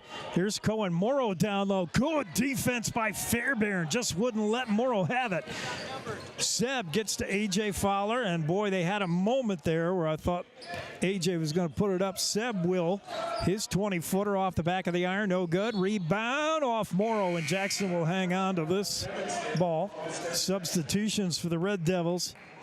Clayton Cook back into the game. Jay Hill back into the game, replacing Cohen Morrow. And Drew Barker, 1.5 to go in the first. Jackson up 4, 10-6. Every shot, it seems, has been contested. It's a battle. That's why I think you got to just exercise your will. If you're Jackson, take advantage of home court. There's that another quick travel step. We saw it a lot in the girls' game, and these referees love that one. That's a travel. It's touchy.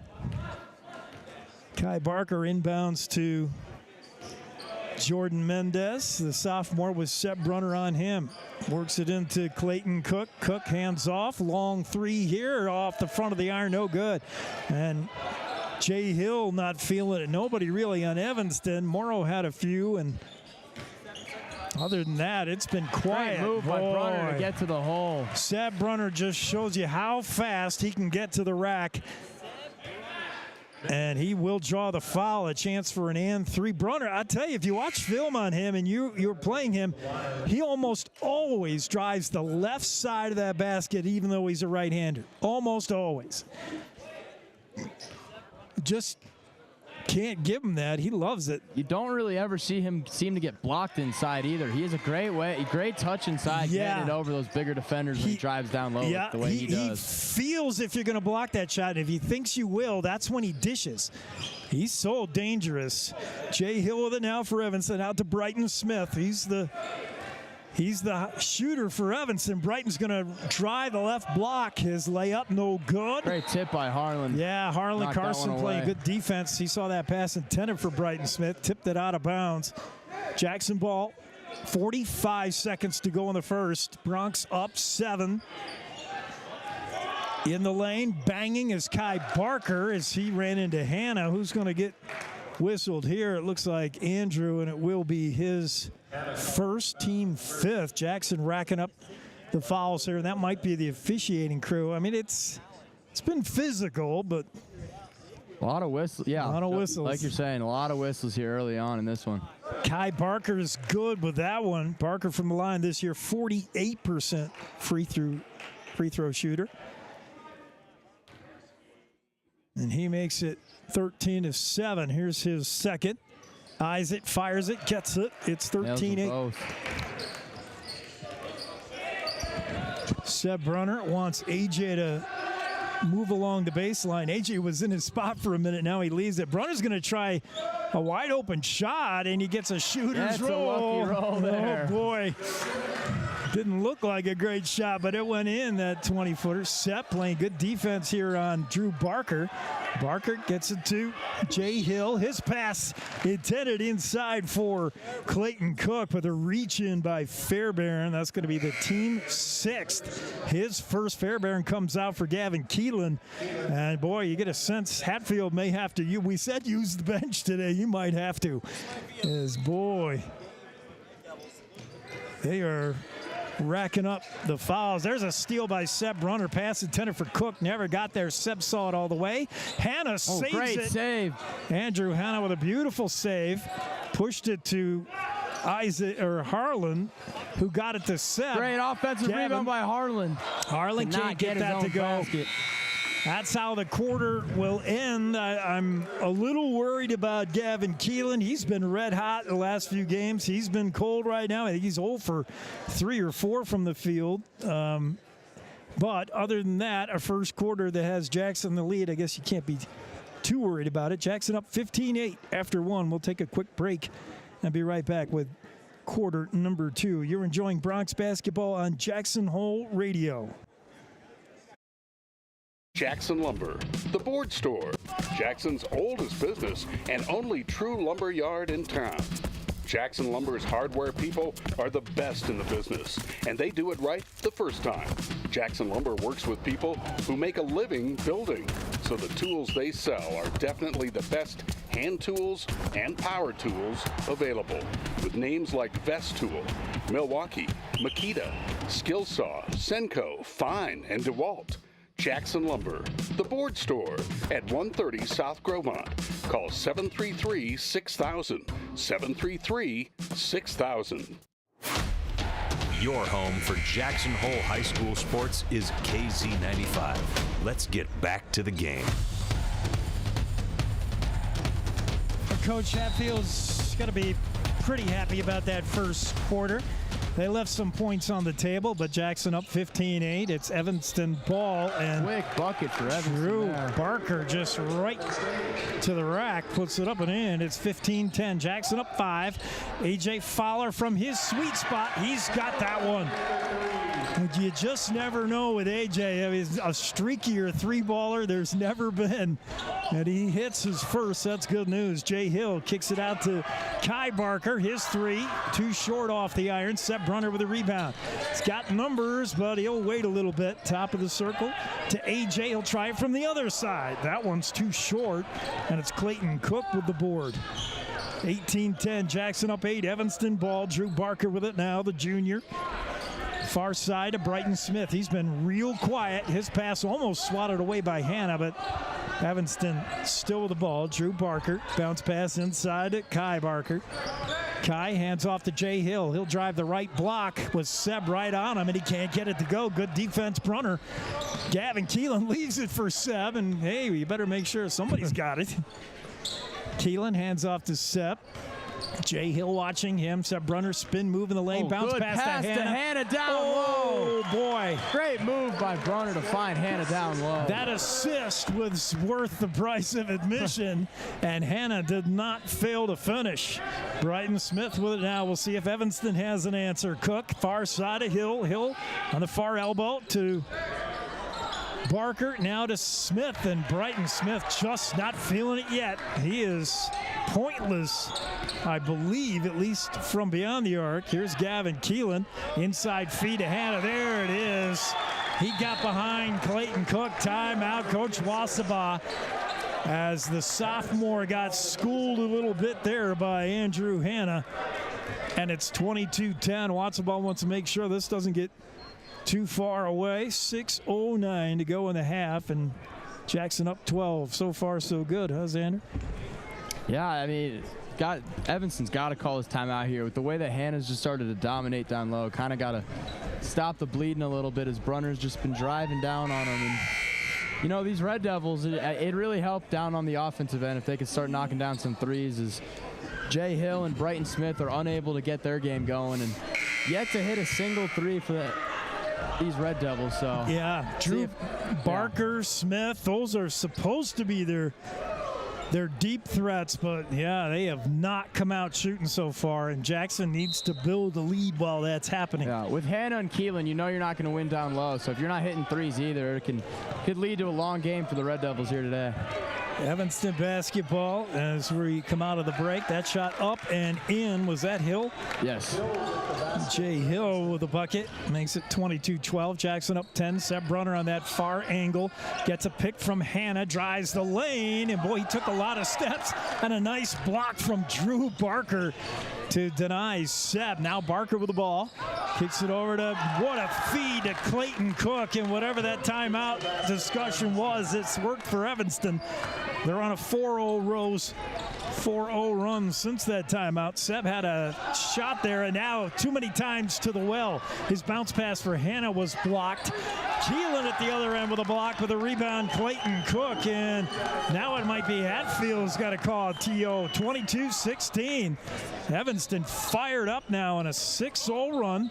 Brunner back to Keelan, wide open, long three off the front of the iron. Still unable to get himself going here. Just can't find the range with that, and that shot up and no good from Kai Barker, and it'll be Jackson coming the other way. Carson Harlan to Seb Brunner, way off with the three. Rebound, Kai Barker. He'll hold things up, and now hand off to Jay Hill, and Evanston showing some pushback here. Jay Hill working on A.J. Fowler to Brighton Smith. Got Carson Harlan on him.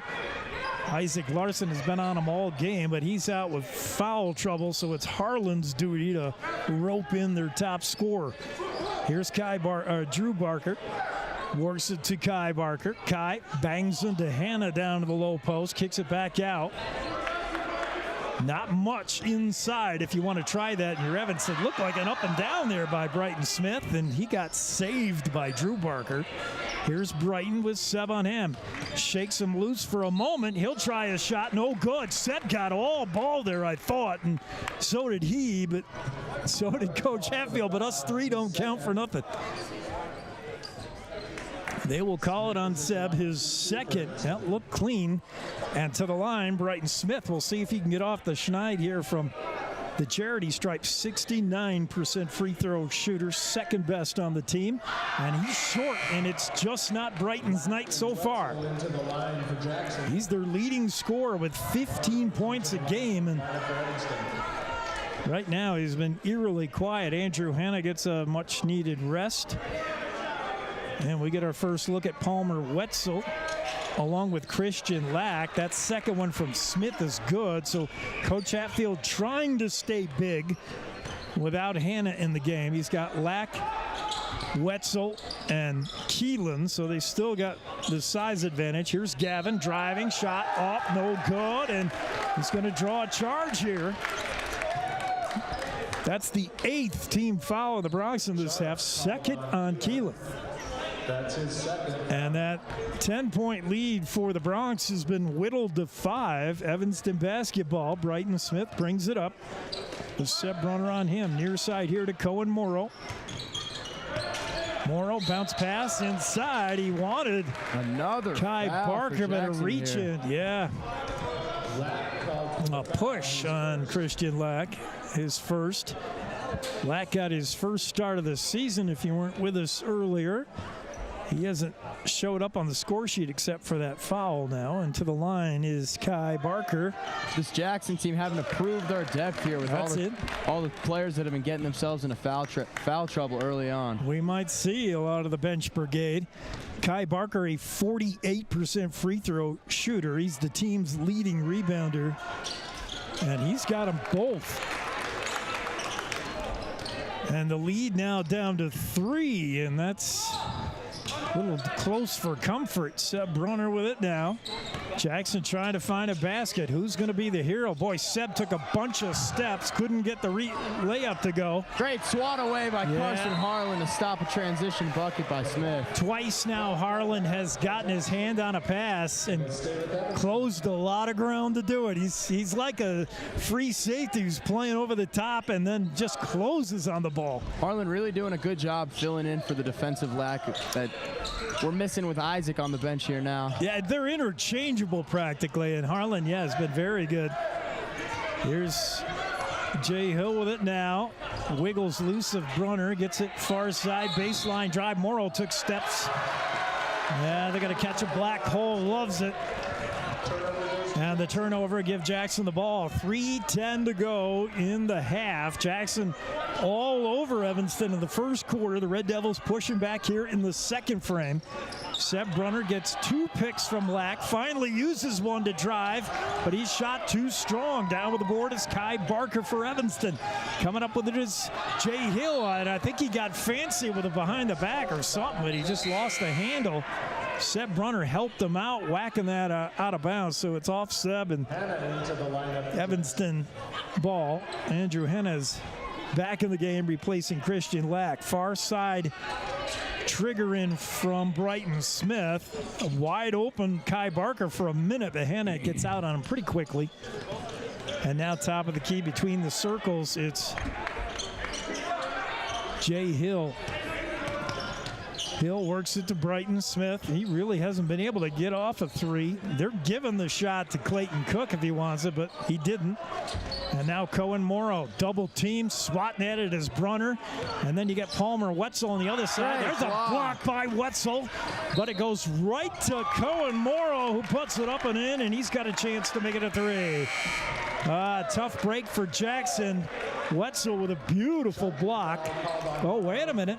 Seems there was a charge drawn there by Jackson. Okay. Runner heads to the bench. Take those points off the board. Twos are wild here. 2:22 to go in the second. And it's 22-19 Jackson. Isaac Larson. Bronx haven't had a basket in a little while. Isaac, bounce pass inside for Hannah, tracks it down.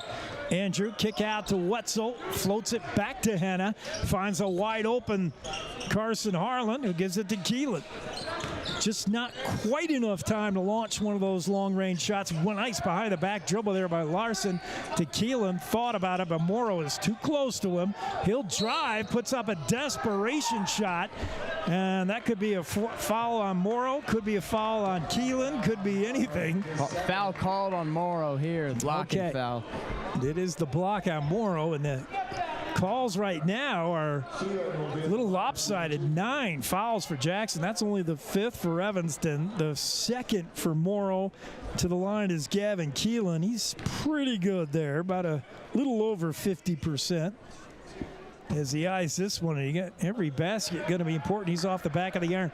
He shoots free throws like he does threes. A real line drive shooter. He does not put a lot of air under the ball. Really gets to that basket in a hurry. Yeah.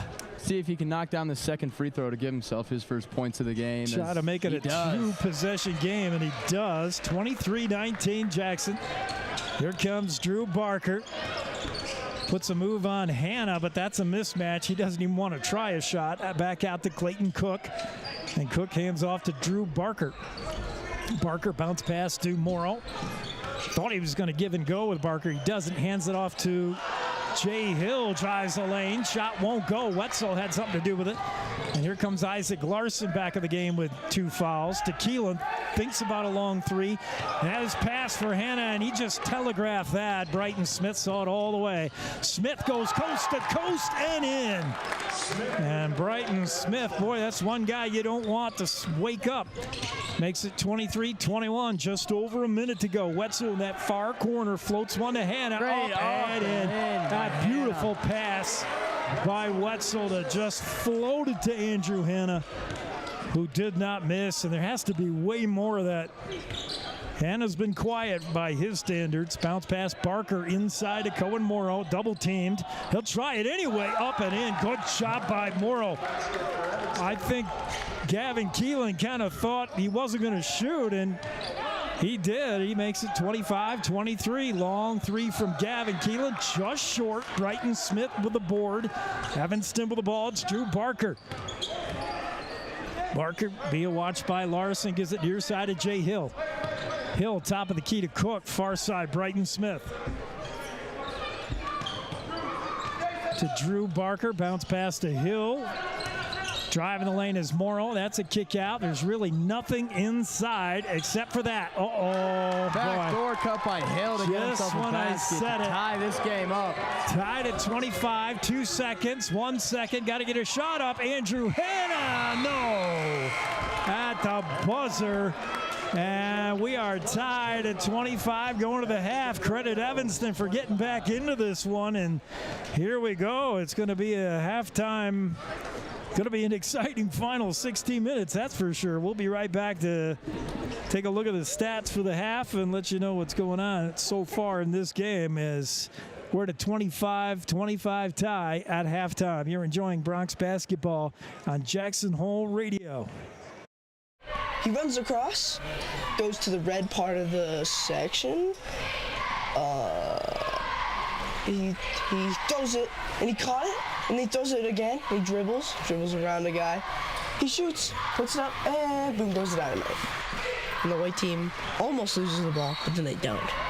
So crisis averted for the white team. Black team has it. The white team is not playing people down like they did before. Oh, it looks like they're lining up to do something. And shoots, and boom, goes the dynamite. Oh, he's gonna get more than one shot. Oh, shooting again. And the dynamite does not go boom that time. Play-by-play is hard. So is Jackson Hole Real Estate. Get a pro. McPeak Group proudly supporting the Bronx on their march toward a state championship. Experience Jackson Hole like a local while staying at the Antler Inn, Elk Country Inn, Cowboy Village Resort, or 49er Inn and Suites. With the best entertainment, dining, shopping, bars, and brews all in walking distance, you'll never want to leave. Call 1-800-4-Tetons or find them on the web at townsquareinns.com.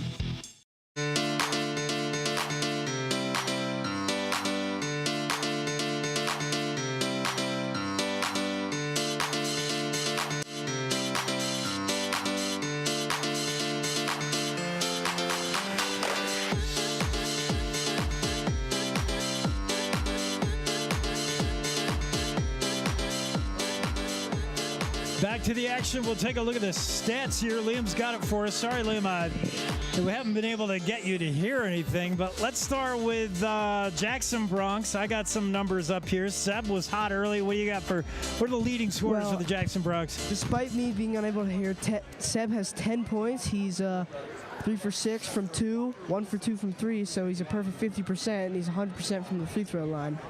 It's mainly been the Seb show, but Andrew Hanna also 4 for 7 from 2. Has not shot a free throw. I might have miscounted, but he only had 1 rebound. I only remember one also. Honestly. Yeah, maybe 2. Yeah. Yeah, Jackson not spraying the ball like they have in past games, with Gavin Keelan having 1, Isaac Larson hitting a good 3 early, and A.J. Fowler with the same. Yeah, and that rounds out the scoring. If you're following us on our YouTube channel, you can see that. Seb Brunner, 10, Andrew Hanna, 8, Isaac Larson, Fowler, both with 3, both triples, and Gavin Keelan with just the 1 point. They need more out of Keelan. They need more of Hanna and exploit that size down low. What do you got for Evanston Red Devils? Well, Evanston just has not been good from 3. They haven't made one all day. I mean, they have only shot 4, but, I mean, you got to make one of those 4. Yeah. From 2, they've been a perfect 50%. Shooting 10 for 20, making 10 for 20, making 10. Rebounds, they have not out-rebounded Jackson, but they have out-free throw shot them. Jackson shooting 66.7 from the free throw line, and Evanston shooting 83.3. I'm a little nervous that Evanston has been that bad from the arc, and that's probably, there's no way that continues in the second half, yet they're tied. They got to be feeling pretty good shooting the 3 that poorly, and they're still in this. Yeah, I mean, if you imagine if Evanston's hitting their 3s and just, if they come out with the approach and they just begin to hit their 3s, they will pull away from Jackson. I'd be very worried, yes, if I'm Coach Hatfield. Xander, you're making halftime adjustments, getting ahead of Coach Hatfield. What do you think? Yeah, Jackson's been a first-half team all season, and usually you kind of see them start to let that lead trickle away a bit in the third quarter, where they're not making shots and the effort's not there, and some lackadaisical turnovers. But I mean, that trend started a little earlier tonight with Evanston coming in and tie it up going into half. So yeah, I think the key to this game is coming out and doing what you can in the third and making your shots, which we didn't see a lot of Seb Brunner there at the end of the second quarter, and we saw a lot of Isaac Larson running the point, and he did good enough of a job, but we're just going to have to see Brunner and Hanna kind of take over this game, and for some of these shooters to start shooting more, as Jackson's a team that we've seen take a lot of 3s in the last few weeks, and I feel like today they just have kind of eased up on the arc, as Keelan's been taking a lot of 3s, but they just have not been dropping for him. So if I'm Hatfield, I'm telling this team, just don't worry. Shots will start falling, and keep playing the defense that you've been playing, and you'll be just fine too. They went a long stretch in that second quarter with no points. That was a scary time. And I wonder, and I want you to tell me if you see any evidence of it, Liam and Xander. I wonder if this team is not focusing on tonight and looking down the road. Riverton, the team everybody's talking about, is in here Friday night. And then you got Star Valley coming up, a rematch with them in Afton. And you play 4 your last 5 games on the road. Are you looking ahead in the schedule and not focusing on tonight? Here's what Coach Hatfield had to say, and then I want to see what you guys think from the team you've seen out here about the focus going on. Yeah, it's tough, Jake. It is, especially the high school kids. But to be honest with you, I see every game the rest of this season as a game that we better play well, or we're not going to win it. We got to be focused on each game individually, the game plan at hand. But also, one thing as a team we got to start doing a better job of is focusing on ourselves just a little more. Focus on doing our job, getting better at each individual skill we have. That's kind of what we're focused on. It's hard to, like you said, focus on Evanston today when you got Riverton and Cody this weekend. Cody's not going to be an easy one either. So it's hard keeping 16, 17, 18-year-old kids focused on the next thing, especially when you've had all this hype. You had a good start to the year. We just got to be able to finish it strong here towards the end. Yeah, this is the game that was to have been played last Saturday. It's been moved to today because of weather. But, Xander, you getting any sense that Jackson thinks they're playing Riverton tonight and not Evanston? Are they looking ahead? Are they out of focus? Yeah, in the flow of a season, I mean, they kind of just, obviously with Riverton and Cody, two big games coming up this weekend, it's easy to look ahead to that. And the fact that this game wasn't even supposed to be played today makes it really easy to look past it.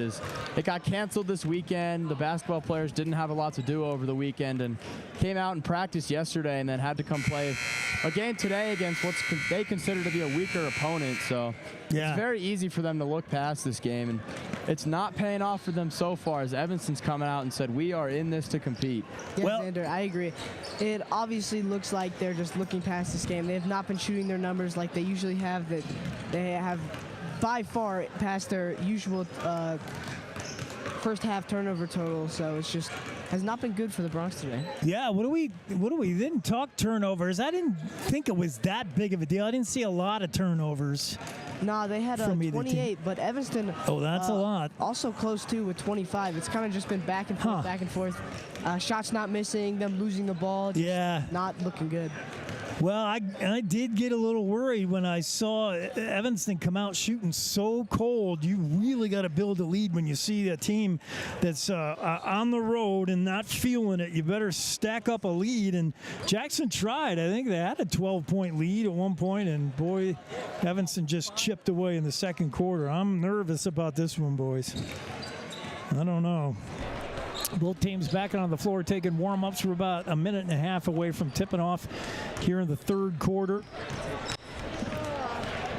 With the score 25-25. Evanston, I don't know if we told you when we started at the top of the broadcast, with the Evanston Red Devils coming in with a record of 4-10 overall, 1-1 in conference. They lost their last game out. This is, the all-time matchup favors the Red Devils heavily. In the last 27 meetings, Evanston's won most of them. Jackson only won 4, but Jackson Bronx did complete the sweep last year of Evanston. And this is another down year for the Red Devils. This is a huge conference game, and the Bronx certainly don't want to let this one slip away. Jackson come in this game with an overall record of 9-3, 2-0 in conference, ranked number 4 overall, top in the 4A Southwest, and riding a 3-game win streak. They were on a 3-game win streak when they went to Teton. I watched that get snapped, and on a 3-game win streak earlier, and that seems they can't seem to get 4 in a row. Let's hope that's not the jinx tonight. We'll see who hits the floor for Coach Hatfield. It always seems to be a struggle to find the hot hand. Who is it going to be from the arc? Is it going to be AJ Fairbairn? Are either of the other point guards, Larson or Harlan, going to feel it from distance? Seb often has to be the guy by default.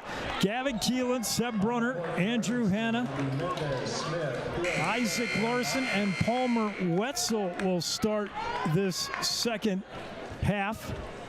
So the starters, with the exception of Christian Lack, is out for Wetzel. For the Evanston Red Devils, they'll counter with their starting 5. Jackson with the ball and a 25 tie. Seb Brunner drives the baseline.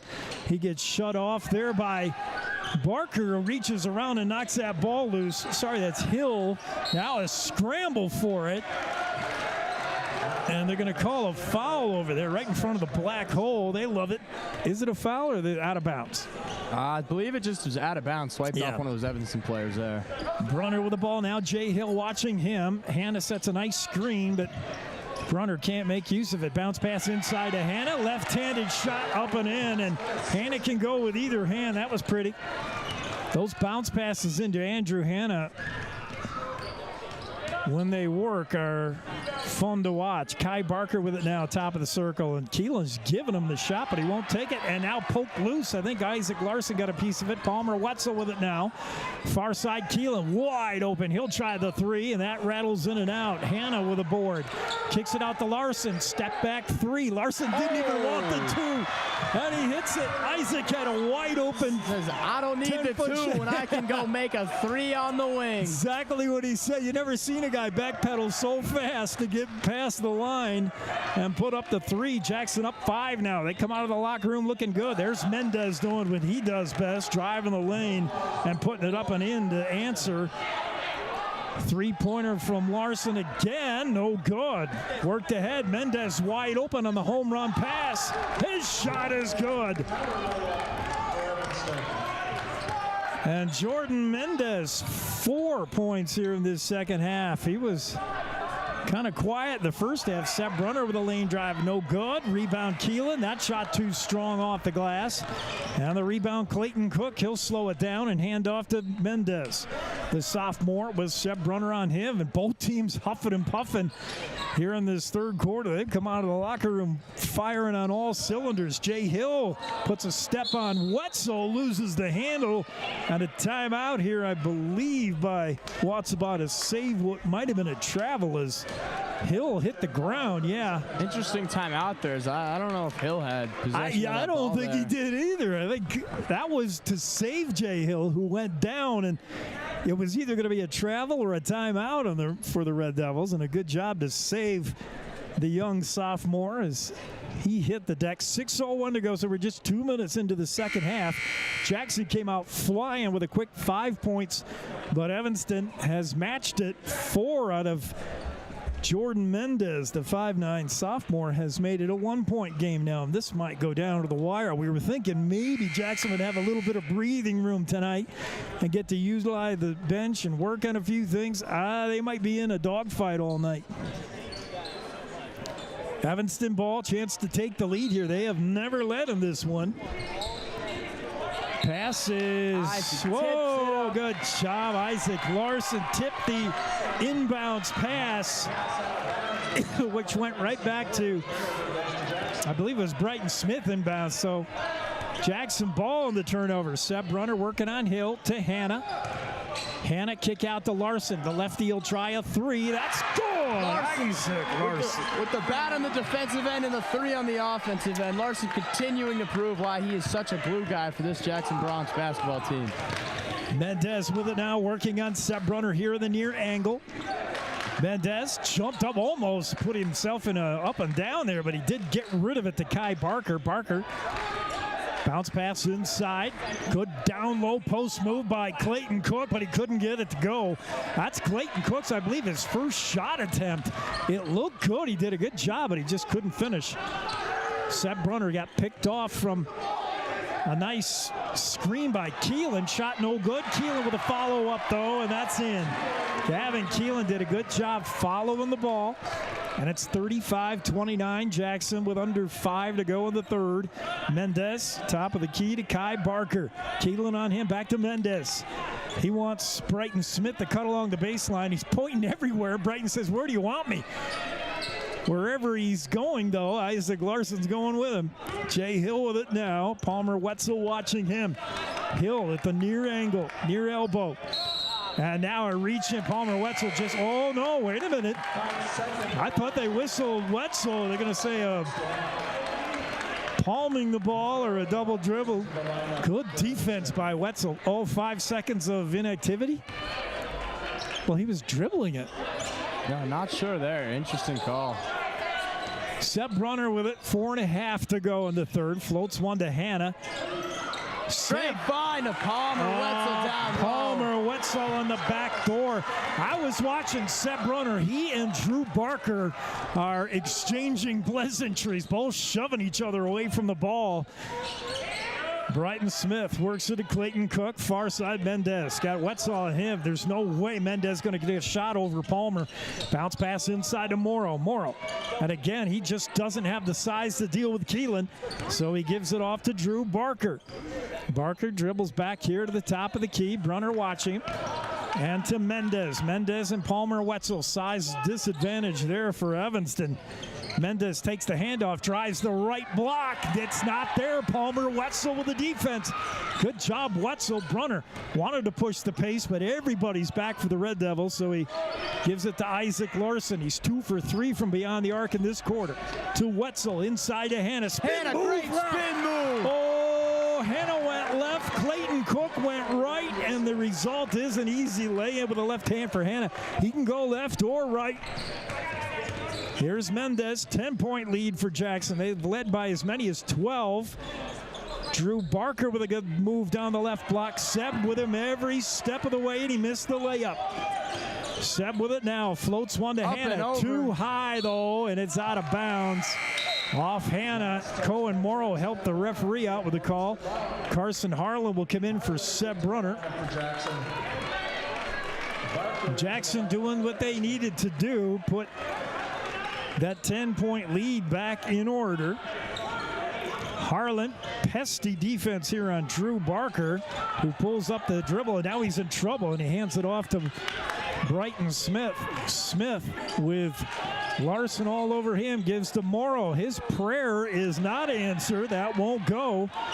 And the rebound, Gavin Keelan hands off to Isaac Larson. To Keelan, thought about a three. He's going to drive it. He's going to get that little quick step travel. Gavin loves, that's Keelan's favorite move when he catches a pass is to fake, pump fake a shot and then drive. But in doing that, he took a few steps there without putting the ball on the floor. Mendez with it now. Jackson up 10. 2.5 to go in the third. Wetzel all over Mendez, who hands off to Drew Barker. Drew gives it to Mendez, had an open look for a moment. Now he kicks it out to Drew Barker. Drew to Mendez. Good defense here by Jackson. Nothing doing. And that might be to reach in on Wetzel. It is, as Mendez is a slippery dude. Palmer, while he does have the height advantage, I don't know if he can move as quick as Mendez. Mendez, one of the quicker players in the court, just like you were saying earlier, up there with Brunner with the speed that they can play with out there. As Smith just throws it away as Morrow climbs the stands grabbing that ball. Brighton Smith is having a tough day shooting and a tough day with his trigger ins. He's been the inbounds pass guy, and he's having a nightmare game. In fact, he's coming out. Larson's just giving him a really tough time out there today. Yep. Every once in a while you get those matchups and you just don't feel it all game long. Hannah with a nice spin move there. Left hand is in. And he beat two guys, Kai Barker and Drew Barker. The brothers, neither one could stop him. And it's 41-29. Jackson, the biggest lead of the night, is 12. Andrew Hannachant going up in the black hole. Jay Hill with the ball now on Wetzel. Works it to Mendez. Top of the key, Morrow. He's wide open, but he doesn't want to try a shot over Hannah. Inside pass to Kai Barker, and he's pestered by Keelan. Hands it off. Driving it baseline is Hill. Loses the handle, but right to Kai Barker. Kick out to Mendez. He'll try a long two. Good. And Jordan Mendez has been the one bright spot here in the second half for the Red Devils. Where would they be without his 6 in the third? Larson to Keelan. See if he tries a line drive three. No. He wants cross court to Harlan. To Keelan here at the near angle. Floats one into Hannah. Kicks it out. Around the horn. Wetzel baseline three. No good. And the rebound there. Kai Barker did a good job of blocking everybody out. He boxed out nicely. Hannah just gave up that rebound because Barker swallowed it up. He's the leading rebounder on the Red Devils with 4.7 boards a game. There's another try by Mendez. Step by Mendez. Hard to keep up with him there. You got to get somebody on him. He is quick to the hole. We told you how aggressive he is to the cup. Here's Keelan, and again, he just does not want to try that three. He doesn't trust it now. Great Larson movement will, by Isaac getting to the corner, buying himself a bucket. Larson right in front of the black hole, and they love what they see. 44-33 in the waning moments of the third. 22 seconds to go in the third. Morrow with a move on Hannah, but he just doesn't have the height to try it. He'll give it out to Jay Hill. Hill will play for a last shot. 15 seconds. A bump there with Wetzel. And it'll be Palmer who picks up his second, maybe his third now. I don't think they have it refreshed. Nope. That's his second, team second. Evanston does not have a foul in the second half.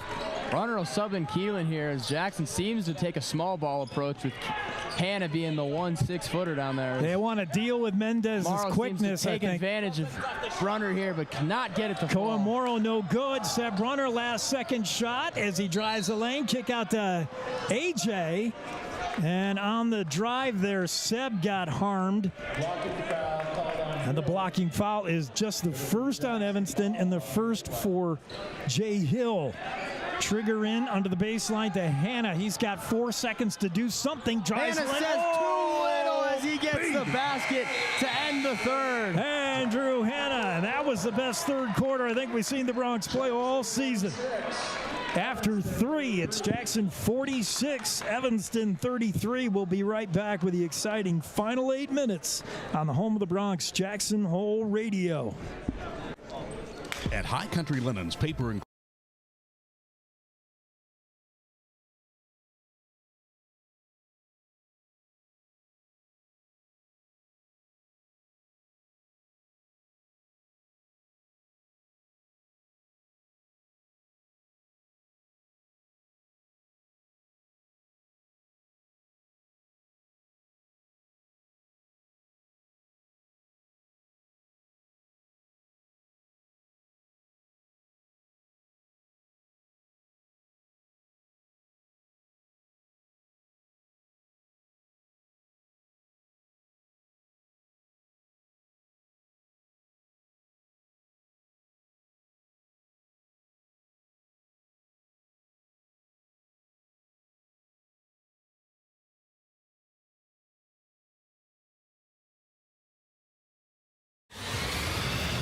Here's your voice of the Jackson Bronx, Jake Nichols on KZ95. Off camera, Evanston play-by-play guy Elon Olive pointing out how young this Evanston team is. They really are. They're kind of like Jackson was last year and the year before. A lot of sophomores on the court.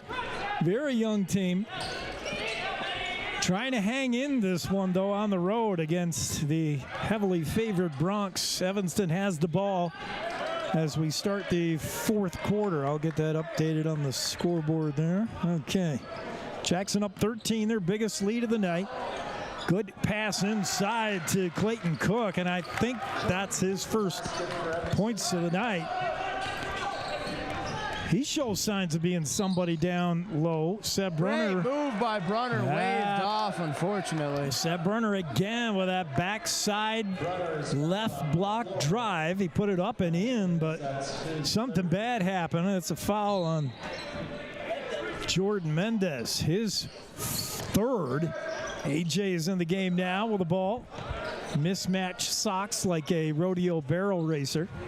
You know they do that for good luck, Xander? Do you know that? I've never heard of such a thing. Barrel racers wear mismatched socks. It's a good luck omen. AJ, a nice board by Hannah to AJ to Seb Can't leave Brunner that wide open as he knocks down a triple. That's not Evanston's fault. It was good ball movement. Hannah with the board. Fed it to AJ, who whipped it out to Seb, and bam. Well, it couldn't have been AJ. I don't even. Yeah, it was AJ. Seb with the steal. Seb going coast to coast. Left-handed lane is good. Too easy for Brunner as he starts to take over a bit here in the fourth quarter. We'll see if Evanston wants the ball, wants a timeout. A whistle here, and that's a reach in, and that's an unnecessary foul by Seb, his third. That was way away from the cup. And really not much, no reason for it. Seb gives himself 3 fouls. Now steal by Carson Harlan, and he lost the handle. And Carson's been all over the place defensively. Harlan now matched up with Martinez, hoping to match speed with speed and start to shut him down a little bit. Kai Barker with it, near angle to Jay Hill. Back top of the key to Barker. Kai. Him and Jay Hill play pitch and catch. Seb coming out on Jay Hill, wants to force something here. Bounce pass to Kai Barker, who delivers to Clayton Cook.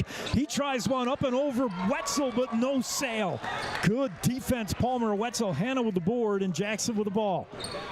Baseline drive by Harlan is shut off. Now inside to Hannah. Hannah down low and one. And Drew Hannah, normally I would say a three-point play, but not with this guy at the line. I hope Andrew has been working in the extra days that they've had since the game got moved from Saturday on the, well, that one's short, so Hannah can't come up with it. Ball out of bounds, but Evanston still has it here. Boy, I like the defense from Jackson. Seb Brunner, Isaac Larson, Carson Harlan, and Palmer Wetzel down low. They've all been playing really good defense. This team led the conference in defense for a while. They're currently ranked 3rd. Just under 6 to go. Jackson with their biggest lead of the night, 53-35. Jay Hill gets a screen there, and he'll drive the left block. No good with a lay-in. And the ball off of Palmer Wetzel's hands. He had an easy rebound, but I think he didn't realize he had that much room, and he kind of panicked and knocked it out of bounds. Drew Barker will trigger in. Nice set play, it looked like, to a cutting Brighton Smith, but he cannot get it to go, and it's not Smith's night. Seth Brunner. Inside pass to Hannah, up and in. No denying Hannah down low there. Hannah put Drew Barker up in the air, waited patiently until Barker left his feet, and then put it up and in easily. Left-handed lay-in. Here's Drew Barker with it now. AJ watching him. Bounce pass intended for Brighton Smith. Stolen by Seb. He's going to try it on 2. A 1-on-2. No good. And he should have just checked up as Brighton Smith comes down with the board. Gets it to Drew Barker. Coast to coast. The junior showing off some skills as he got the rebound, went all the way for it, and it's 55-37. The timeout will stay here.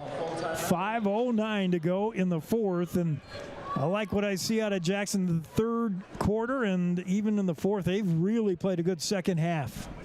Come out of half and just played really disciplined basketball here, as the turnover numbers have been really down, and they've just been doing whatever they can to stay patient and find their looks. And along with the offensive end, they've been just feasting on the defensive end. Seb, Isaac, and Carson all finding ways to make an impact on the perimeter, shutting down players like Brighton Smith and Drew Barker up to this point. Yep, they're playing really well defensively, Jackson is, and there's just so many players on the bench, so many guys you can go to, both down low. You can play bigs like Lack, Wetzel, and Witherite, who we haven't seen. You can counter with so many bigs off the bench, and you can counter with a whole new backcourt. You know, if Seb and Isaac aren't getting it done, there's Carson Harlan and AJ.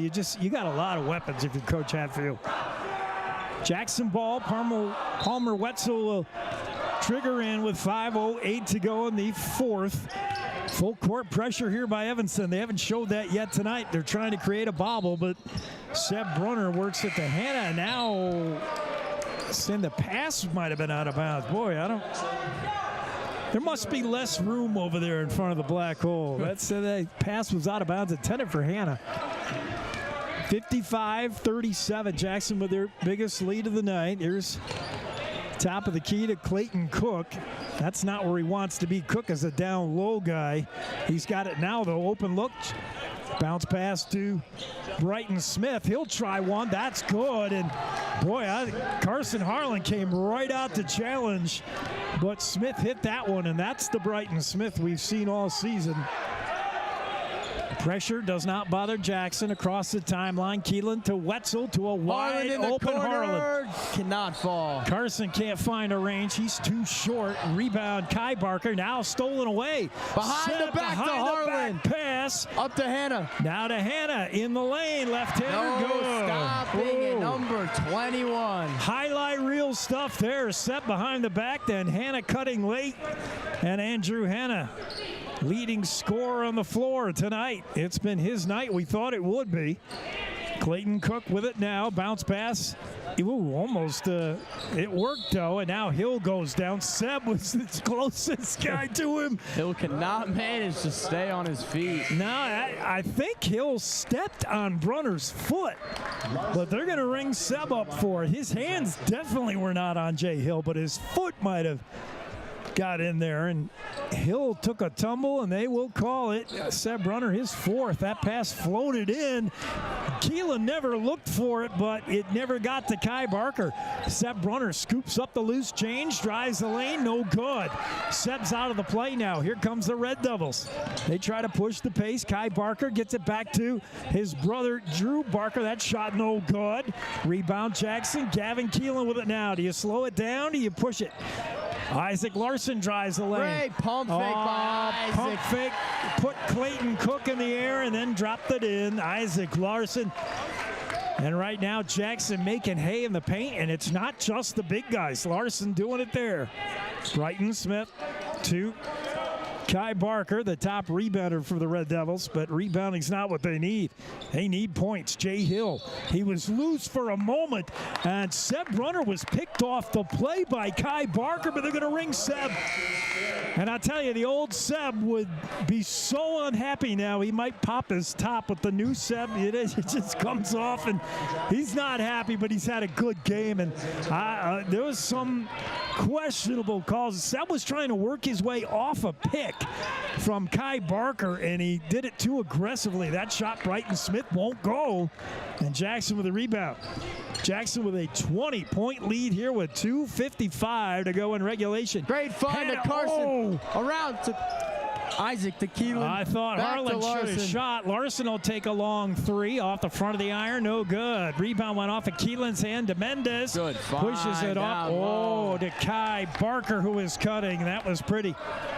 Right now, Jackson doesn't need shots. They might want to slow it here a little. Full court pressure makes you feel like you have to speed up, and there's the giveaway.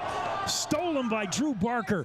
Baseline three from Brighton Smith. Well short. Gavin Keelan with a rebound. And again, I thought I heard a whistle. So did Keelan. He stopped and looked around. Now Palmer Wetzel with it. Look out. A little bit of trouble. Gets it to Keelan. Timeout Hatfield. And I think he wants to tell the boys to slow it down a little. You got a big lead. No need to play with speed right now. We'll stay here. Jackson 59, Evanston 41. We've seen many a Bronx lead evaporate in the second half. Not so tonight, not yet anyway. And I think the message from Coach Hatfield is, even though there's full court pressure, get it across the timeline and then settle into a slow, patient half-court offense. Slow it down. Yeah, just ease up here. No reason to rush any shots. I mean, with the lead you're working with here, just like you said, kind of play slow, half-court offense. And, I mean, if you're open, you take the shot, but there's no reason to force anything this late in the game with the lead that they're working with. Story tonight has been two things. One we didn't see, one we kind of forecasted. Andrew Hanna and Jackson's size exploiting the Red Devils underneath.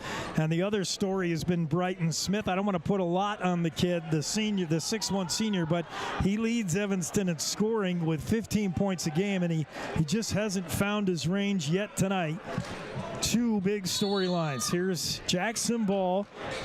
Larson to Harlan. His baseline three did everything but go in. The basket spit it out. Here's Brighton Smith. We just talked about him. His shot good, and they'll count it. And a foul on Isaac Larson for a chance of and three. And I opened my mouth too soon. Brighton Smith to the line. 59-43, 2:05. Time is working against the visitors. As Smith tries to make it an old-fashioned three here with a 15-footer, and that's off the front of the iron, no good. Hanna with the board, leaves it for Isaac Larson. Larson to Carson Harlan in the corner to Griebel, back to Harlan to Larson. And again, the backcourt just kind of pitching the ball around in no hurry. Evanston thinking about fouling. They're certainly playing aggressively. And a reacher, boy, they want to do everything but foul. Wetzel with it now. He's a guy you ought to hack, but no. It's to Isaac. Isaac Larson to Wetzel. Timeout Hatfield, and I'm not sure. I think Coach Hatfield was thinking some of those Evanston reach-ins were making contact. Certainly the Red Devils ratcheted up the defense. I don't know why they didn't just go ahead and foul. They did everything but. They were certainly reaching in a bunch, trying to pop one loose, but give credit there. That was a good 30, 40 seconds burned off by basically your backcourt, Larson and Harlan, doing a great job handling the ball. Just like you said, those two are just doing a great job passing it back and forth to each other. Just a little pitch and catch, and to be able to do that late in this game is crucial. That was something we didn't really see in the Star Valley game a few weeks ago, as they were giving it away and letting Star Valley trickle their way back into it. But that kind of poise, those are both seniors. You expect that from your senior backcourt, Larson and Harlan. They're showing real good poise, because the Red Devils are really trying to take it away, force a turnover. Now, with 93 seconds left, Evanston's got to be thinking about fouling, and who do you foul? Not this guy, Larson. He is money from the line. Brighton Smith on him. Isaac behind the back dribble, trying to shake loose of Smith. Gets help from Harlan. Now into Hannah. Hannah gave it away. He was looking for Isaac Larson, but he gave it right to Brighton Smith. His shot down the right block is no good. Smith comes up with a game right knee as he banged that into somebody, and he limps his way to the stripe. With 1:16, he'll try to convert 2 here, but it's too little too late, you feel, for the Big Red. They're down 16. That one's good. 59-44.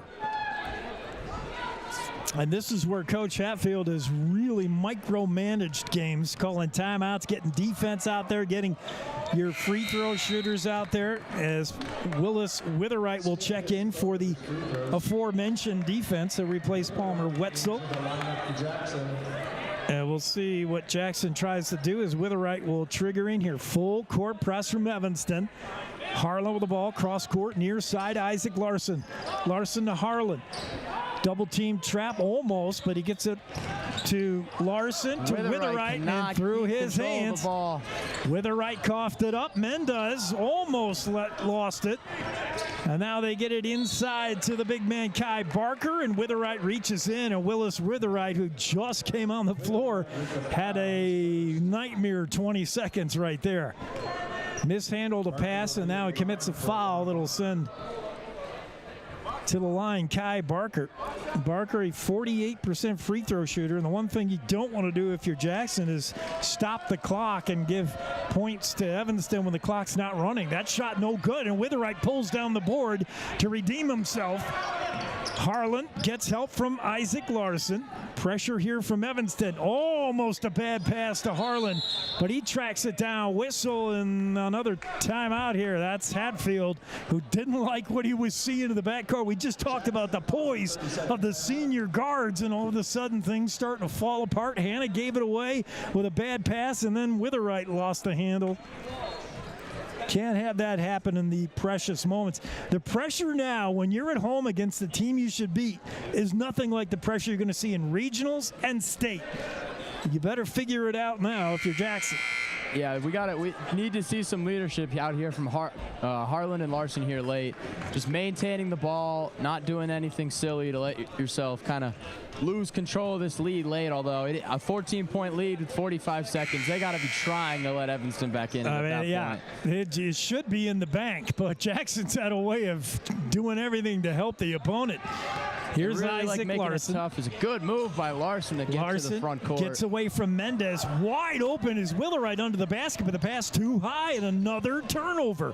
Hill to Mendez, puts a step on Larson, and he got caught stepping out of bounds, I believe. Mendez took a big step backwards before he put the move on, and he put himself out of bounds. 32 seconds. This one looks salted away as Evanston reluctant to just foul here.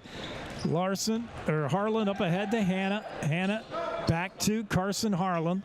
Harlan to Larson, and Jackson just wants to run it out now. They're not going to shoot. Inside to Hannah. Hannah hands off to Isaac Larson. 10 seconds. Larson spins away from Brighton Smith. A screen from Hannah. Just wants to dribble out the clock. 5 seconds left. This game will effectively be over. Just going to let it end here. So Well, there's some scary moments tied at the half, but Jackson got it done against the team they should have beaten, and they did. This one a final 59-45. We'll be back to wrap things up, get some stats right after these. You're enjoying Bronx basketball on Jackson Hole Radio. He runs across, goes to the red part of the section. He throws it, and he caught it, and he throws it again. He dribbles around the guy. He shoots, puts it up, and boom goes the dynamite. And the white team almost loses the ball, but then they don't. So crisis averted for the white team. Black team has it. The white team is not playing people down like they did before. Oh, it looks like they're lining up to do something. And shoots, and boom goes the dynamite. Oh, he's gonna get more than one shot. Oh, shooting again.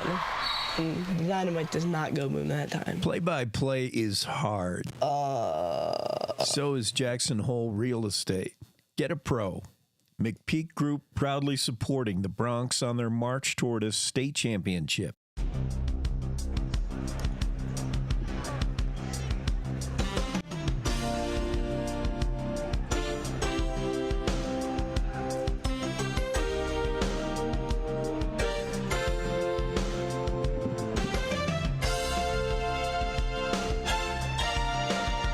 We're back courtside here to wrap up the post game. I'm just trying to get the stats sorted out. But Liam's going to update us on the stats. Let's start with the Jackson Bronx. Who led the Bronx in scoring? What did you see on the Bronx offensive side of things? Andrew Hanna led them in scoring and also basically led them in shooting, other than, a few one shot, one score type of situations. He had 22 points, and Isaac Larson also had a very good showing today. He had 14 points, but his defensive presence was also very good. He actually led the team in rebounds with 7, Hanna only having 6. Larson also, I know we don't keep track of steals, but he had a lot of steals today. Yeah, Larson and Harlow were good with the steals. So I know every time out that Mr. Hanna, one of the assistant coaches, wants to give Andrew Hanna double-doubles, but we're not even close. We can't even fudge it with the rebounds. No. Well, Andrew can take consolation at 22 points to lead all scores. Seth Brunner with 15, fouled out in the game. Isaac Larson, huge game from him, 14. That's high above his average. AJ, Gavin Keelan, both hitting threes each, and Palmer Wetzel with a couple. How do we do on turnovers second half? Did Jackson clean it up a bit or no? Yeah, Jackson actually improved very much. Good. Evanston didn't change much in the first half. They had 25. In the second half, they had 22 for a total of 47. Jackson actually changed it up a lot. In the first half, they had 28, and then they cut it down to just 17 turnovers. Very nice. Very good improvement. Whatever Coach Hatfield said in the locker room, it worked. They turned a 25-25 tie into a 59-45 final. Jackson winning easily going away. What do you got stat sheet for the Evanston Red Devils? What's going on over there? Who led them in scoring? Brighton Smith finally started to get going a little bit. Yeah, Brighton Smith at the very end there. For the beginning of the game, he was actually 0 for 4 from 2, and then he made 3 straight for 9 points in the end, and he also was 3 for 4 from the free throw line. But it was actually Jordan Mendez who led them in scoring. He was 5 for 7 from shooting. He had 10 points and 2 rebounds. All right, so we're going to give a player of the game. Guys, we'll start with you, Liam. Who do you like on the Red Devils? Even though I couldn't hear, I think that it's actually a tough one because they spread the ball out well. They had a lot of people, but I'm going to have to give it to Jordan Mendez for leading their points. There's no wrong answer. Mendez was, yeah. I'm with Liam there. Jordan Mendez was all game. You could tell he just had the presence for Evanston where he wasn't on the court. They really struggled. And just the quick first step he had and that burst he had to get to the hole really allowed Evanston to do a lot on offense tonight. He caught Jackson's attention enough that Coach Hatfield made sure he had his best defenders on him. Jordan Mendez, the 5'9" sophomore, averaging 6.8 a game, and he had a big game. I'll go with that too. Mendez, our player of the game for the Evanston Red Devils. Do you like points? What do you want to give give it to for the Jackson Bronx? I mean, Hannah with 22. It's kind of a toss-up between Hannah, Larson, and Brunner. But I'm actually going to give it to Larson this game. He had the majority of the rebounds, the majority of the turnovers taken away from the Red Devils. He also was knocking down those threes throughout the entire game. So I'm going to have to give it to him. Yeah, just like Liam said, Hannah, despite being the leading scorer, he kind of did exactly what I expected out of him. And Larson just was an absolute glue guy on both ends of the floor. He was giving Smith hell all night, and then just on the offensive end to be able to hit those threes and facilitate when Seb had to take a break and foul out at the end. Larson was just a big glue guy, and that's why I got to give him his flowers and award him player of the game for the Jackson Bronx. Wow. I'm with both of you guys. You guys are really astute color guys. You seeing things behind the numbers. I see it too. I mean, Isaac Larson's 14 is double his usual. I mean, he averages maybe 5 a game. So, I mean, he played really well, both defensively and offensively. Glue guy, as Xander points out, great game. I'll go with that as well. I'm right with you guys. Awesome.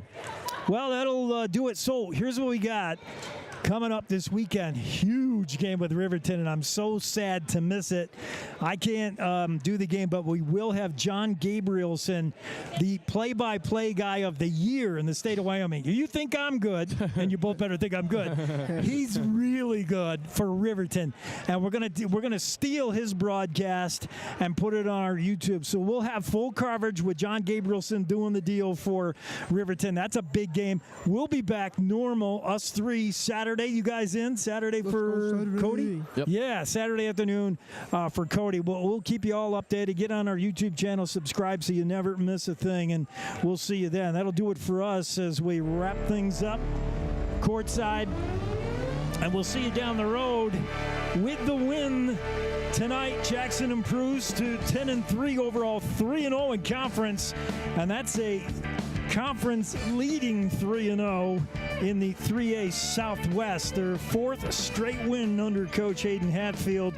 With the loss, the Evanston Red Devils fall to now 4-11 overall, 1-2 in conference. Tonight's action brought to you by Young Life at Jackson Hole. Young Life, all about teenagers. Jackson Lumber, Jackson's original board store. The McPeak Group, Jackson Hole's premier real estate team at Sotheby's International Realty.